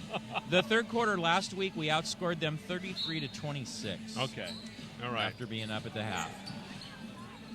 Yeah, a totally different team, and I'm not trying to allude anything negative, but in the past history, we've had our issues in the third quarter. We almost got planted by Andre Murray. Man, he is just bringing it on and so quick now. It's just and actually, he's kind of a mini truck when he gets that when he gets the momentum going. Jeez. Yeah, he's just bringing it on. Yeah, he ran to one of our production assistants trying to get the ball there in the first half, and he didn't know the number of the truck that hit him for a second there. Burton, he got fouled by Bain though. Geez, Burton knows what's going on with Hampton. He's been able to back him down, Gary. Well, those guys, they know each other pretty well, so that's what makes this game so interesting with so many of the Oregon State athletes on the court, because they know each other real well, and have played, with each other. If they haven't, I know they played summer league together. So, you're not fooling anybody when it comes to the Beavers there. Well, and a lot of the Beavs stay around the area too. There's not a lot that go home to, California or go. A lot of them stay in the area even after their time is done at the university. Absolutely. And let me see here. So subs are in. Bain is out. J.R. Moore is in. And McShane is out. And in for the Sabres, number 40, Christopher White. Yeah, that, Gio's out. He's got 4 fouls right now, so we're going to need him down the stretch here. Yeah, agreed on that one. So Burton at the line. There's his ex-teammate Tarver giving him the business, and it worked. Must have worked, whatever he said. It worked. There are some smiles. He's got another big smile now. Josh does. So that's up to Murray for 2. Nice. Welcome to the third quarter, Andre 3000. 24 points. Come stay a while. You are welcome here in the House of Volcano. 63-57, 9:21 left in the third quarter. And we'll see what happens now. There's a 3-point attempt by Neal. No good. Salem's getting awful cold, Gary. They shouldn't do that too much. Too much more. Yeah, we're playing well, too. We're taking care of the ball. Yeah, I think Salem looks a little catawampus right now, as opposed to the Volcanoes. Right, just slightly frazzled and just coming out really, really cold right now. Yeah, there's just not quite balance. Not quite balance that they had at the beginning of the game and in that second quarter as well. All right, let's see. So Corey Neal's got it now. Back to Taylor. And let's see what they want to run. They really want to post up to Burton. But Glenn kicks it back to Taylor. Plenty of time on that shot clock, but Taylor takes it in amongst the trees. And he comes out successful. Good move from Mike Taylor. Boy, he can really lean in. He gets there, and he's body control, too. Yeah. 10 points for him right now, so he's hit his double digits. So that's Calvin Hampton. Oh, Burton had it, and it looks like a foul on Joe. Boy, that's a fun battle between those two. Break down the stats on those two. Who's got the advantage, Gary? Well, you got Joe Burton here, 5 of 9 from the field, and free throws 4 of 6 for 14 points. And, he only has 1 foul, so he's doing fine there. And then you go against Hampton, his fellow Beaver there. So Calvin, 3 of 5 from the field, 6 points only. And that was because, he wasn't in his groove right now. But personal fouls, Calvin only has 2, so that's a good sign. Well, and Hampton has 8 rebounds, too, so that's got to help out the cause. Yeah. Tarver for a 3. Nice. The bank is open on a Friday night. I don't think he was looking for after-hours service, but we'll take it any way we get it. Yeah, it almost looked like Josh wasn't quite sure if he wanted to shoot that, but he did, and obviously it paid dividends. Speaking of banking, oh, Gary, look at you, the finance man, dropping all that stuff. There's not a lot of equity in that joke. But 66-59 in favor of the Volcanoes, 8:20 left in the third quarter. And let's see, Salem bringing it back up. Let's see if they can cut into that lead at all. And that is Glenn for a 3. Count that. Wow. Yeah, Salem missed their first few attempts. They sure got it together on that one, though. Yeah, only 2 differential game here, 4-point lead. Yeah, just a weird third quarter, Gary. I don't know how else to describe it. The feeling is so different than the first half. Right. Yeah, it's 7-8 run Sabers, just now they're getting there. I don't know, it's just so different right now, Maverick. You thought the Volcanoes were heading here to the grind and increasing that lead, then it flip-flops. Yeah, I agree with you totally. Just the momentum and it felt like they even changed uniforms because all of a sudden the Salems became the aggressors and the play started developing more for them. Right.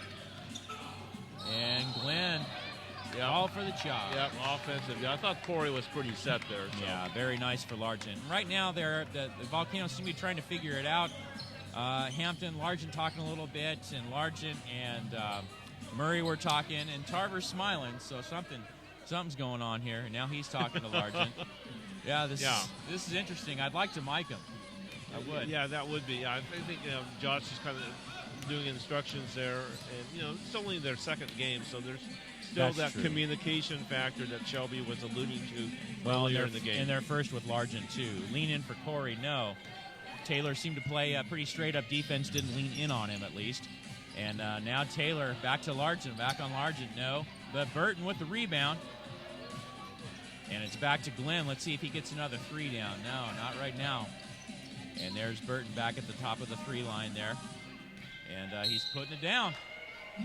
Late foul. And he still had the ability to put that hook up after the whistle. Yeah. I think he must have practiced that for hours, Googs, when he was a kid.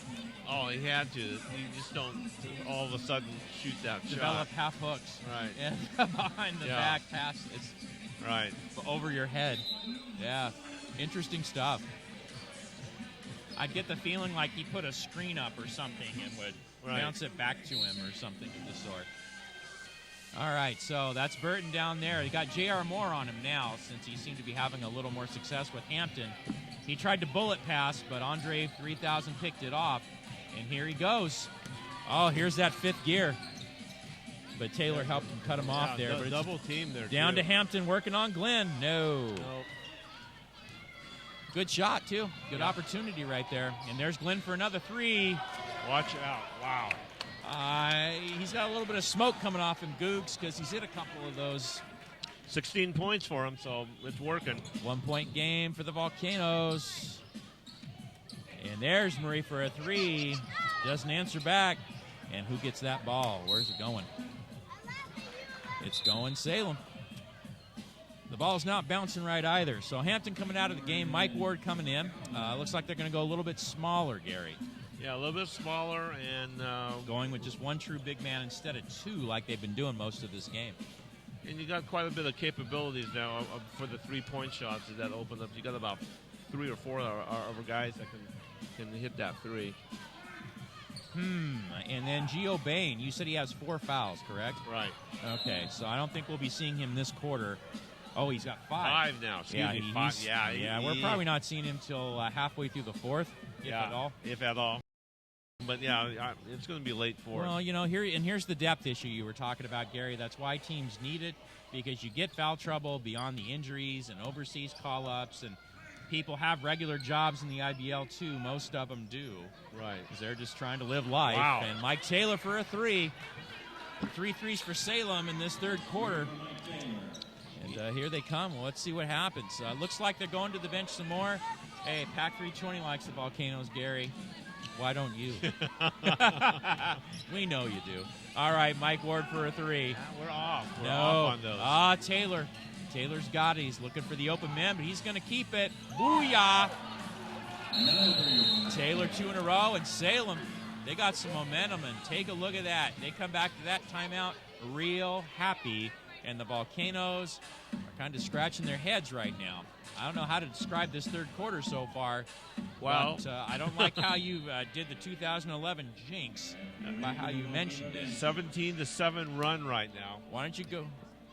Okay, and right now we're going to take a bit of a break, and then when we come back, Google Gary Akiyama will take us back to 2011 and the third quarter jinx. Okay. So we'll see you in a minute here. 71-66 Sabers.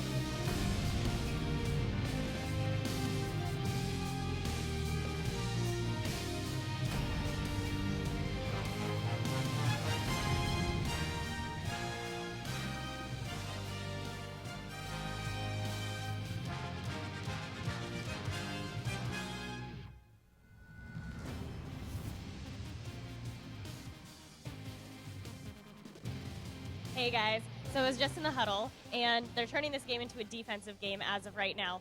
They literally said 1-2-3 defense. So they're speeding up the perimeters. They're going to do more fast passing and, of course, more communication. Work out those kinks. It is the second game, but we can do it. Back to you. We will take it, Shelby. Thank you very much.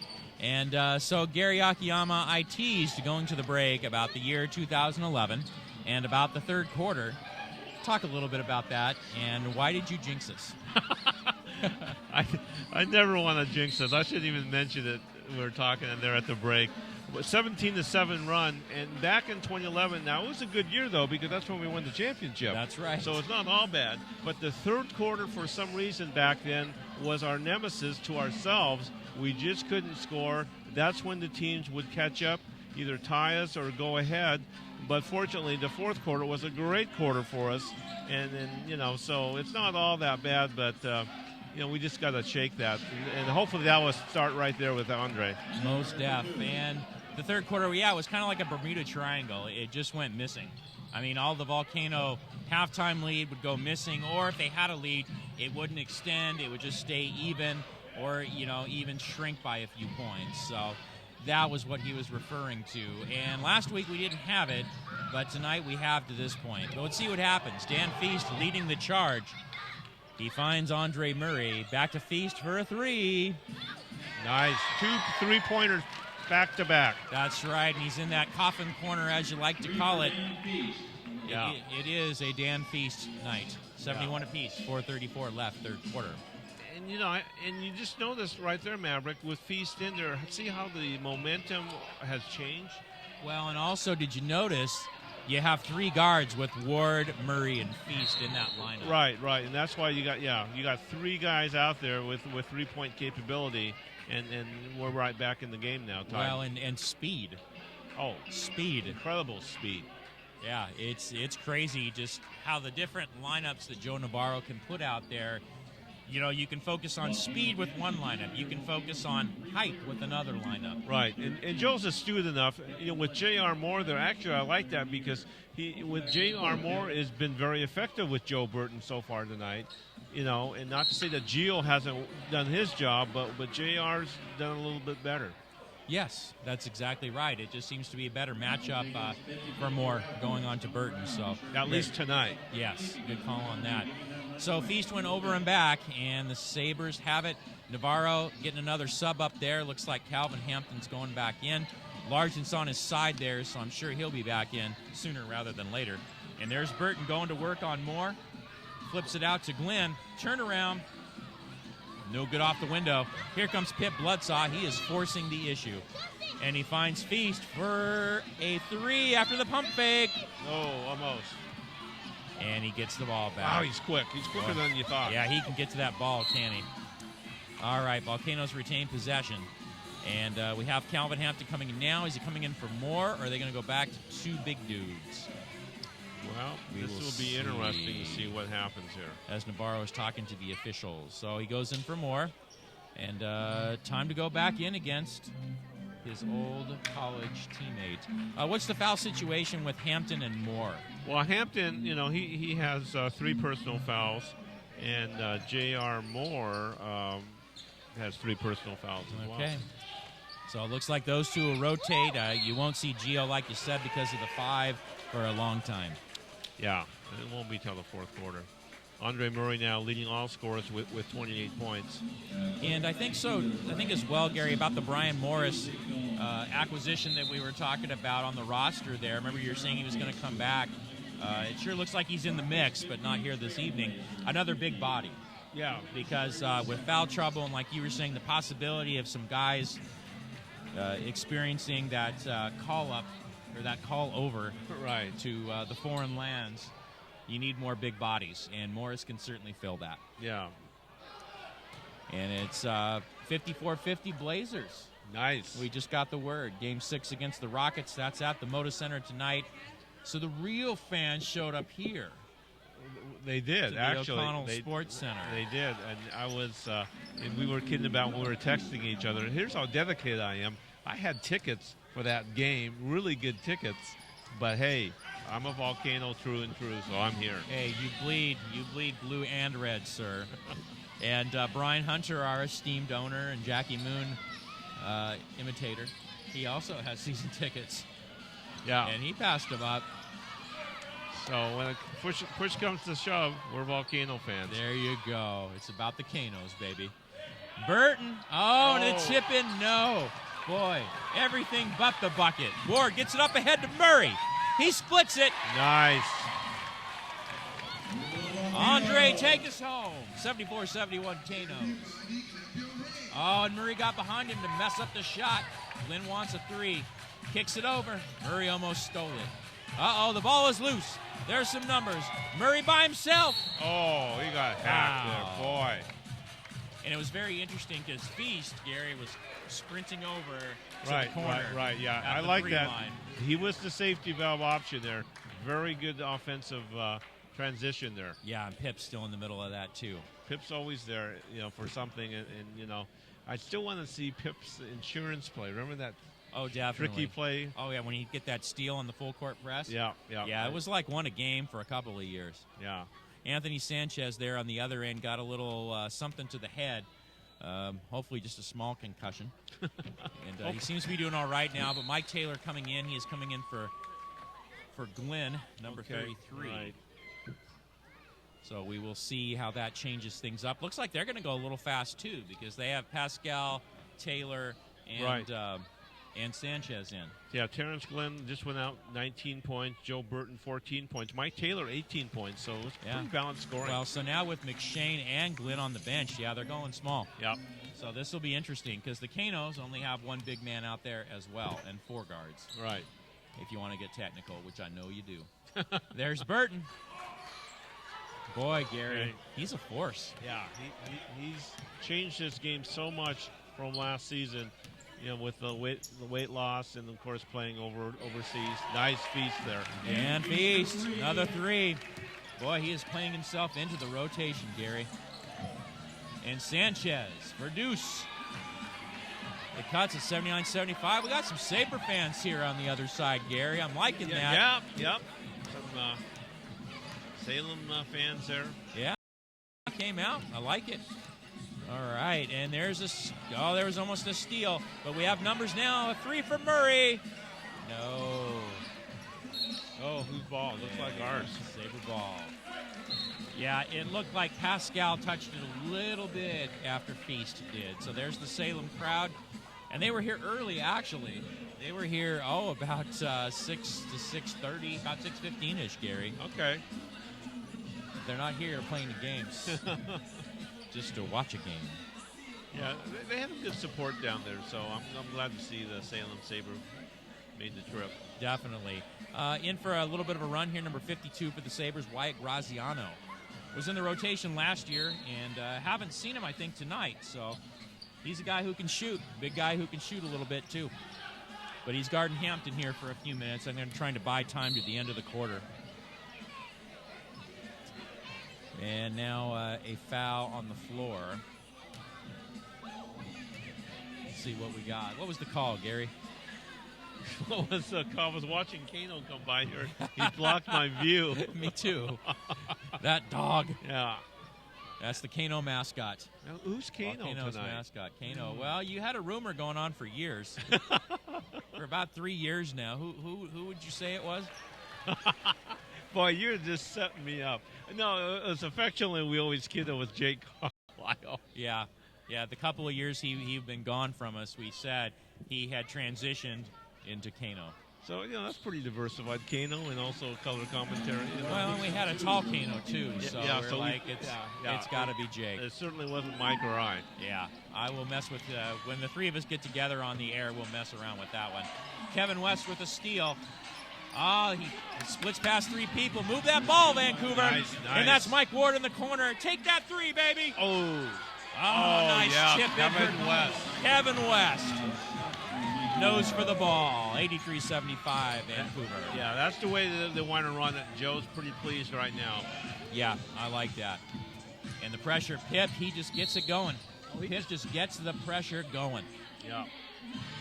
You got a pretty feisty team out there right now, and what I mean by feisty, the aggressiveness and all that, so that's great. And we have Mr. and Mrs. Meter over there. Shelby's folks, thanks for coming out. We've converted a couple more people to Volcano fans. Yeah, I thought you looked like Shelby there. Yeah, you know. we just have to hire them, hire the siblings. You know, mom, daughter, you know, it's always a good mix. There we go.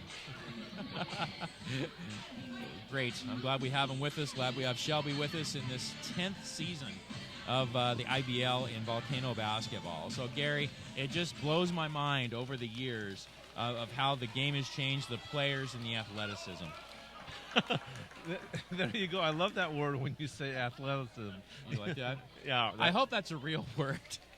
I'm sure it is. No, the players are, you know, stronger. They're quicker, and they're in better condition than, you know, 10 years ago. 10 years ago, you thought, okay, did they just pick these guys off the street? But the quality has improved so much. Okay, well, here's your difference, okay? 10 years ago, there was an ex-Oregon State Beaver on the first Volcano team. Do you know who it was? Wow, that's a good trivia question. 10 years ago. I'm just going to tell you because I want to make a point. Okay. But it was Charles McKinney, who had been away from Oregon State for quite a few years. Now, 10 years later, you have Oregon State grads who have been away for 3 years, 4 years. That's the difference. Yeah, good point. Very good point. That's the difference. You still have that Pac-12 experience, but you have it in a different stage of their game. Good point, Maverick. Yeah. So that was a lot of it. And, yeah, we had Charles, and I can't remember. I think Darren McKinney was on it, too. Speaking of Beeves, his brother, right? Didn't he have a brother, Darren, he who did, played? He did, yeah. I think he was on the original roster as well. And Eric Dunn from U of O, he was on the original roster, remember too. him, yep. And at the line there, number 22, which is Keljoni Pascal, and there's a timeout on the floor. So, Gary, talk to me. You heard our commissioner, Charlene Graft, on a podcast this week, and you were pretty impressed. Talk about it. Actually, I was very impressed. You know, Charlene did a great job. She was on this podcast, ridiculousupside.com, and basically being talked to with about the NBA D League.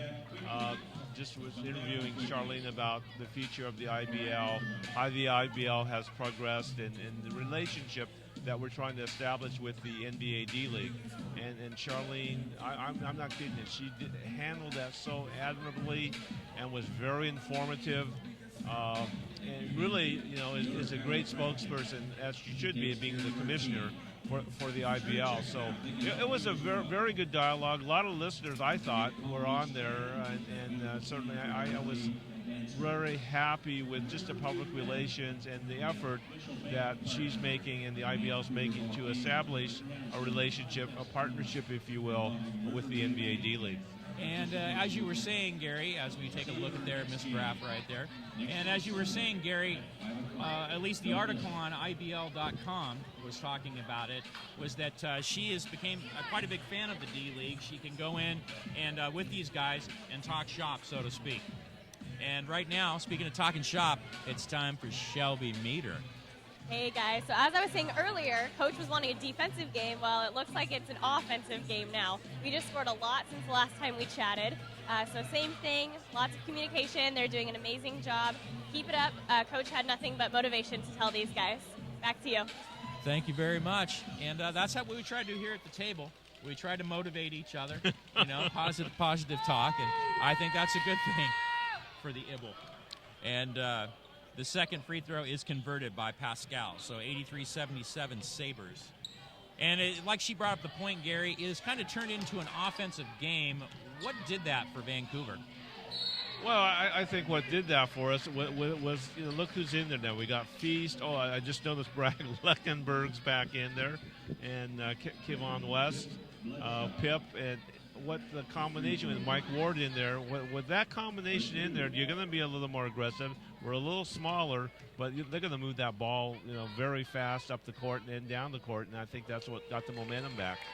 I think you're right. I think when he went to the 4-guard, 1 big man rotation, that really seemed to turn the tide, because then they clamped down a little more on full court presses, and just the pace of the game just went to a pinball level. Yeah, it did. And well, yeah, there's another ricochet there on the pinball. Well, and look at the Salem. The Salem team has all 5 guards on the floor. Yeah. All 5 guards. You look, all the beef is right on the sideline. Their 4 big guys are all there. Dan Feast for the layup. Fantastic game for the Feast. Over here, can they answer back the Sabers? Mike Taylor with Feast on the D. Oh, he splits it. Oh, he wanted to dunk it. Oh, but West stopped him. He was bringing that back behind his head, Gary. Yeah, oh, this ready to launch it. He was ready. That was going to be a hammer. That was going to crush us. But Taylor does go to get to the line for that thought there. West is smiling at him. Like, why are you doing that to me? Why do you think you're doing that to me? So the Volcanoes now, Gary, check this out. 2 big guys coming in. They're going to go Twin Tower with Moore and Hampton, even with the foul trouble. Yeah, that's interesting. Just mixing it up and just keeping Salem on their toes. Well, and a fantastic run there by Pip Bloodsaw and Mike Ward. Oh. And Pip, Gary, what more can you say about him? 11 minutes, but 4 points and 3 rebounds. He's fantastic. Yeah. Great production for the short time he was in there. Yeah, just the energy he brings. And that is the end of the third quarter. Feast could not get the ball off there. So yes, the Volcanoes 87-80 over the Sabers. And games are coming up. Here's your schedule, Gary. Coming up this Friday versus the Portland Chinooks. Once again, our arch rival nemesis, Terry Emmert and crew, and boy, that's going to be a big one with Lucas. Friday, May 9th, Hollywood Shooting Stars. This is going to be our first look at the WBCL. Right, yeah. And then Saturday, May 10th against the Santa Barbara Breakers. I'm really looking forward to seeing these California teams. And Santa Barbara, Gary, was in the IBL back in 2007. Was their last time in the IBL. So that was interesting. When Portland played them last weekend, it was the first time they had met in 7 years. I think that's fantastic, having that group of California teams in the league now. Yeah, I'm very excited to get a look at them. And I don't think, or at least get some video on them or stats or something, because right now it kind of seems like a big unknown. Right. We will get the gaps filled in and we'll have an idea. But the way the IBL is put together is that all the regular IBL teams you've known from the past few years are all in the one division, and then the other division is this California league that kind of came in with the IBL this season. Yeah, I think it just creates a lot more excitement and a lot more fan interest in the IBL. So once again, a really good move by the IBL in Charlene. Taking a look here at some third quarter stats. Volcanoes shooting a little bit better now, 32 of 66, 29 of 61 for the Sabers. The three-point line, 5 of 17 for Vancouver, 8 of 19 for the Sabers, so they're still shooting real well. And 18 of 24 from the line for the Canos, 14 of 21 for the Sabers. In that third quarter, we did okay. We outscored the Sabers 28-26, so we did okay. Still getting out-rebounded. It's 37-33 now, so we out-rebounded them by 2 in that third quarter. And then you're looking at assists, Volcanoes 20-16, and steals. The Volcanoes, Gary, have 18 steals. Wow. 18. 8 steals by Andre Murray. Yeah, Andre having a great night. 32 points right now, and as you mentioned, his 8 steals. And 8 assists. He could get a triple-double in one of the weirdest ways possible. He really could. Yeah. Would that be the first triple-double with steals? Boy, in the IBL? It would be quite a while back to even think about that. Gee, I mean, in 10 years, how many times has that happened? Probably not too many. Yeah, think about that. Yeah. They're very interesting stats there. Yeah, and I think it could happen. Actually, we might be witnessing that tonight. 2 more steals and 2 more assists. So while we ponder that, we're going to find out what's going on with Shelby Meter.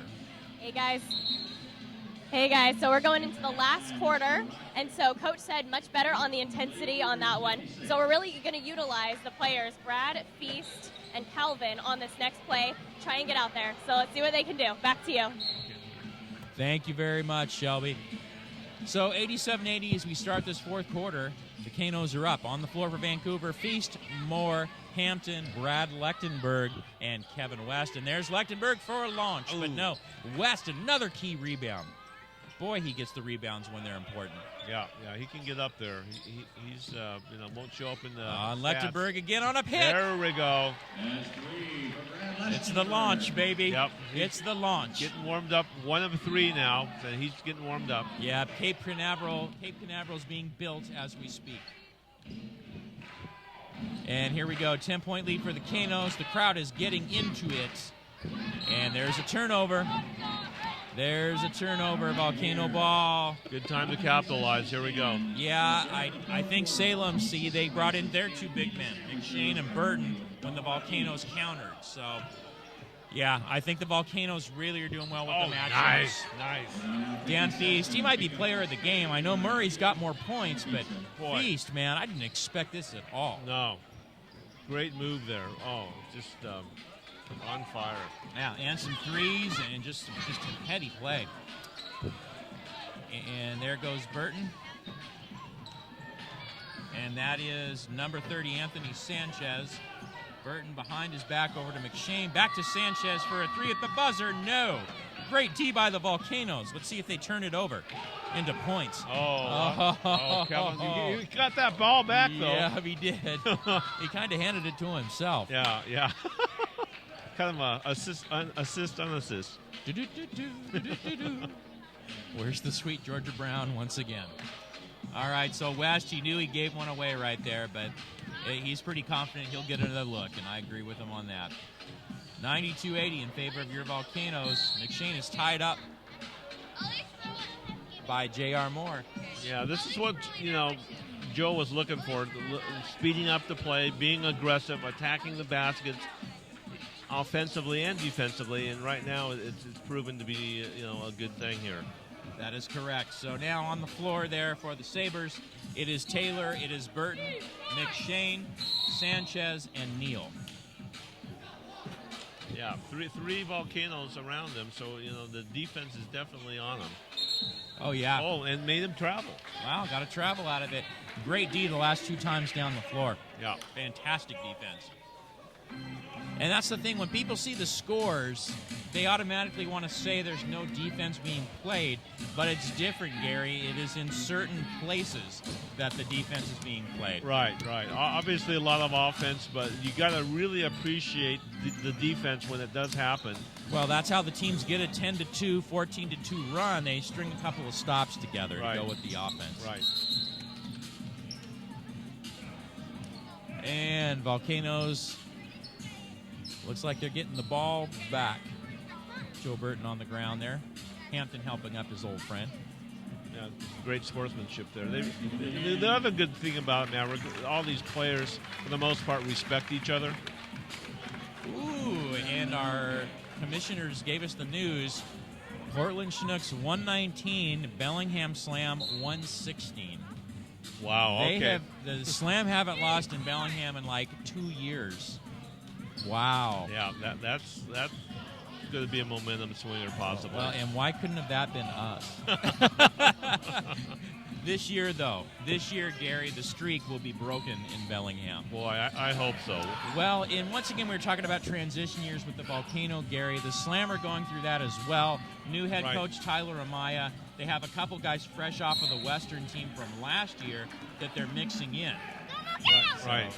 Yes, and the fans love it. Yep. The Volcanoes. Yeah. Got a young fan right by me. You love the Volcanoes? I'm glad you do, because I do too. Take that finger, Gary. Take that one finger. Take that. So at the line is number 30, Anthony Sanchez for the Sabers. He converts the first one. And this is why we like the IBL. Very fan-friendly to the highest extent. Gary has a new friend, ladies and gentlemen. Okay. All right. Yeah. And you gotta start them young. That's right. You got to get it in their blood. So Kevin West taking a seat on the bench. Andre Murray back in. And the ball goes to the Volcanoes. All right, Murray brings it up. 9:27 left in your ball game. Volcanoes with an 11-point lead, but you know, Gary, in the IBL, things can change within 2 or 3 possessions. Yeah, it can change in a heartbeat. So this is no, Very true. Feast. Wow. I've been being impressed. Another 3. 15 points. Wow. 3 of 4 from the 3-point line, 2 of 3 from the field. I mean, like you're saying, Andre's got the most points, but Feast is putting on the show. Oh yeah, well his stuff. Well, Murray's just it's been wonderful as always. But Feast, it's like whenever the Volcanoes needed the big bucket at the end of the shot clock, he just ends up with the ball. He is just stinging his old team tonight. And all of a sudden, 14-point lead. And that's Corey Neal in the corner over to McShane. Yeah. Come back, McShane, 95-83. Wanted to make a statement there that the game's not over. Yeah, well, good for him. I like statements, Gary. I like close basketball games, even though I don't like having to take all that Pepto that comes with them. So Lechtenberg wanted that 3, but Neal closed the gap real quick. McShane with a steal. Is there another dunk? You bet there is. 2 by 2. Wow. Boy, the rim rattler, Mike McShane. Cutting that 14-point lead down to 10. Well, what did I tell you? Yeah, it's 2 not or 3 over. possessions, it can always change. Well, and the amount of 3-point shooting that happens too, Gary, nothing's really safe. So here we go. Murray. McShane helps out. See, since he's helped out on the front there, that's really helped him out.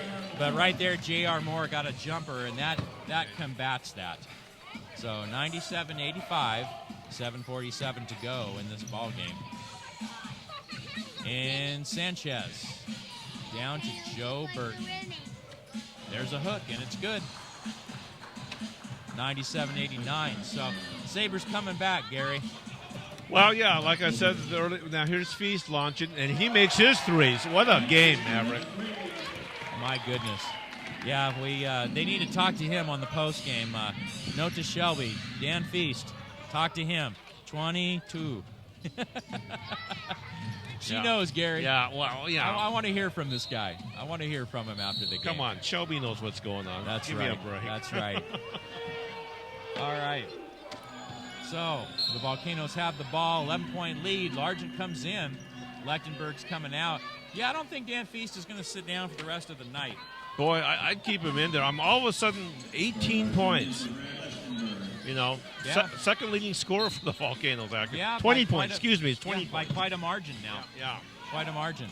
And they hit the 100, too. They hit the century mark. That's good to see. And there it is, McShane again. Nice block. Hampton's like, get it out of here. And there's Feast. Is he going to get it going again? He goes to Murray. Murray splits. There's a dish. Oh, yeah. Wow. JR, baby. That's exciting. It's getting exciting here. There it is. Good passing, too. All right, let's see what happens. Slim wanted the 3, but he settles for a smaller jumper. No. All right, here comes Andre Murray. Uh-oh, 5th gear coming on. Goes to Largent, and there's Feast. Feast will shoot again.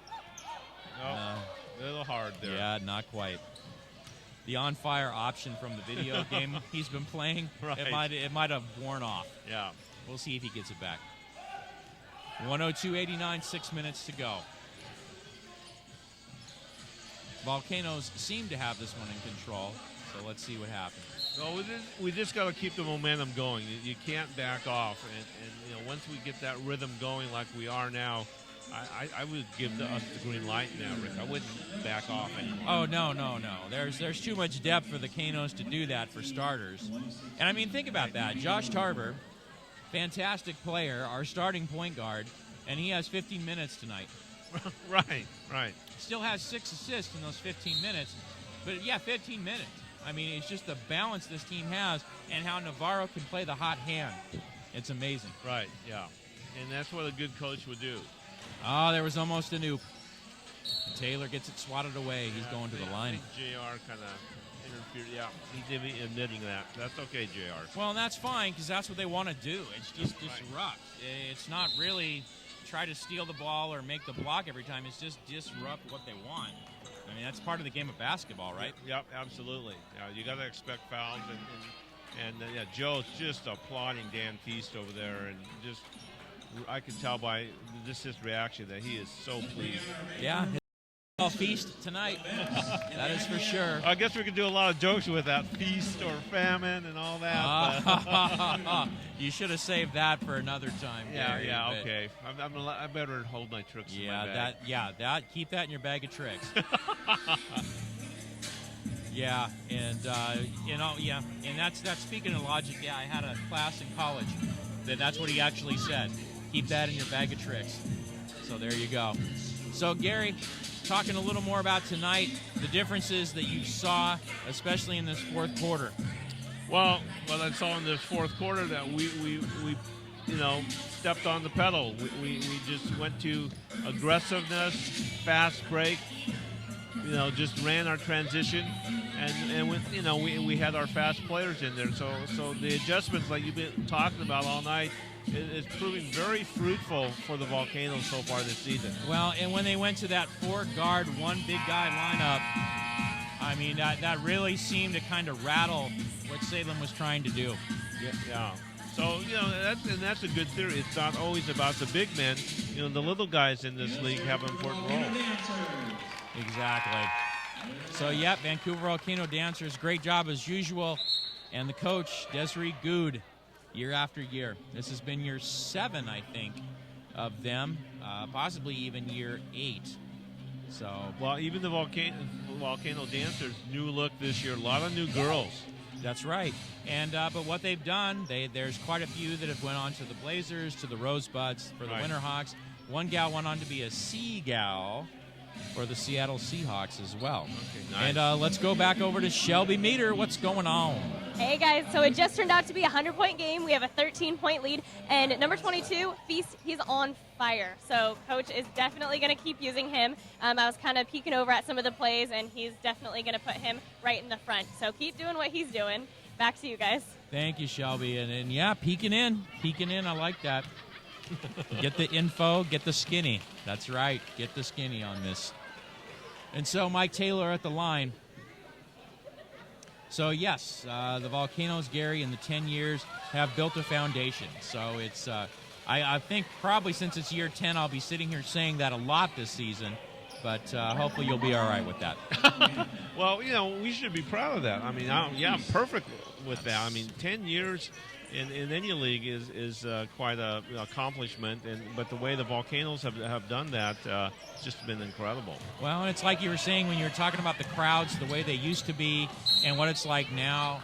And the first 2 years of Volcanoes, Gary, both years, if I remember right, were 4-win seasons.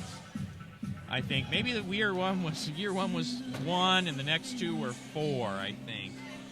Yeah, okay. It was like 4-22 one season. Wow.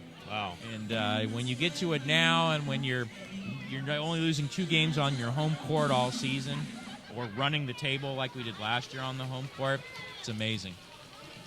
Yeah, it's I'm very impressed with the staff we have and the support from the community, but also from the college.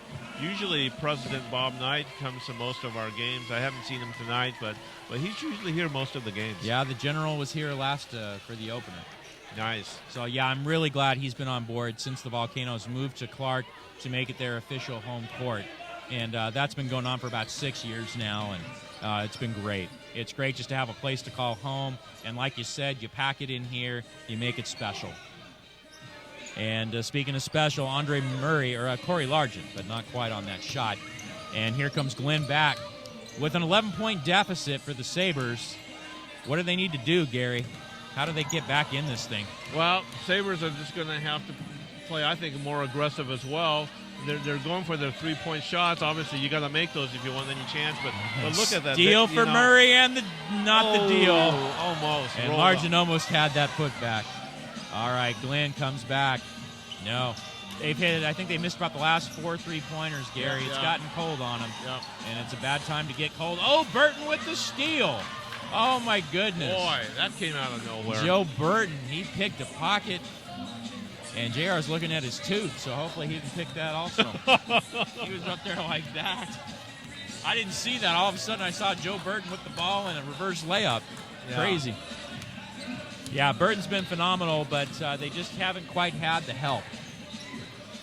Yeah, I think basically because of our bench, we're starting to wear down the Sabers. Yeah, and that's exactly what happened to Bellingham with the big guys. The big guys we had just wore them out, and on the rebounding really was the factor. And there's Mike Taylor looking to make it happen. No. Yeah. So what do you think of Corey Largent's debut as a Volcano tonight, Mr. Akiyama? Well, I think Corey Largent, even though he only has 8 points, I think he's done a lot of stuff off, that won't show up in the stats. I still am very pleased we have Corey Largent, and I think he just needs to get a little more accustomed and work out with practice with our guys, and he'll put it together. Believe me, just his experience, it's going to pay dividends. So I've been pleased with him. I mean, he could have had a better game, but that's okay. It's only second game, and he's just a great addition. Well, and he's listed as number 2 on the top 10 players to watch in the IBL this season. He has been an all-star the last 2 years for Salem. Yeah, so that speaks for itself right there. I mean, anytime you're an all-star in this league, you're doing something right. Well, and there will be an adjustment because when you're dropping 22, and I mean, Hafford and Tapscott both had to kind of get used to it a little bit, even though they still got their points. The biggest thing is that you have to learn how to fit in the game, and sometimes your numbers will step back because of it. And there's Burton.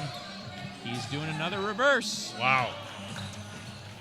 Boy, he has been something else tonight, Gary. Yeah, he's been very impressive with his movement, his being very fluid, that weight. There he goes again, bringing the ball up the court. And 22 and 16 tonight. No assist, but actually a couple steals. Yeah, 3 minutes left here, only a 9-point lead. And there's Shelby Meter and our helper right there. Yeah, Joe Richardson, floor manager. Thank you so much for doing what you do. That's right, for Beyond the Eye. We love the whole crew and the staff. And Bob Pilata and crew has been fantastic. Well, you talk about change also with Bob Pilata and the crew and Beyond the Eye with the staff he's brought on. I've been very impressed as well. Definitely. A lot of dedicated people, and continues to make this environment great when we walk into the gym every night. Yeah, I know I still have to work with you, but otherwise it's very good. Well, fortunately, we have Pilata and the crew making us look and sound good. Yeah, that's right. And they step between us when we start fighting. Right. So. I love you, Gary. Oh, I love it's great. 10 years. I mean, I love it. We're still having a great time. I think, anyway. Yeah, there you go. So, 104.96, about 3 minutes to go. Oh, feast. Really? He got forced out, right? Yeah, that's more of a force out. Yeah, Pascal kind of took his space away. Still need to play good D. This game's not over yet. It's not. And, once again, it can change. It's only an 8-point lead. So let's see what happens here. Taylor doesn't want to pick it up yet. He doesn't want the clock to go, and now he picks it up. So here we go. A pick from Burton, yep. He leaned out too much on it, Gary. Boy, how many times have we seen that tonight, Maverick? That's right. That's the first time I recall the Sabers getting called for it, but the Canos have a few times. Right. And, each ref, Gary, each officiating crew calls it different. I've noticed that. For what they look at. Right. Oh, Navarro got teed up.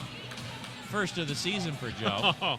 I'm surprised that Joe got teed up. Me too. Really am. I was thinking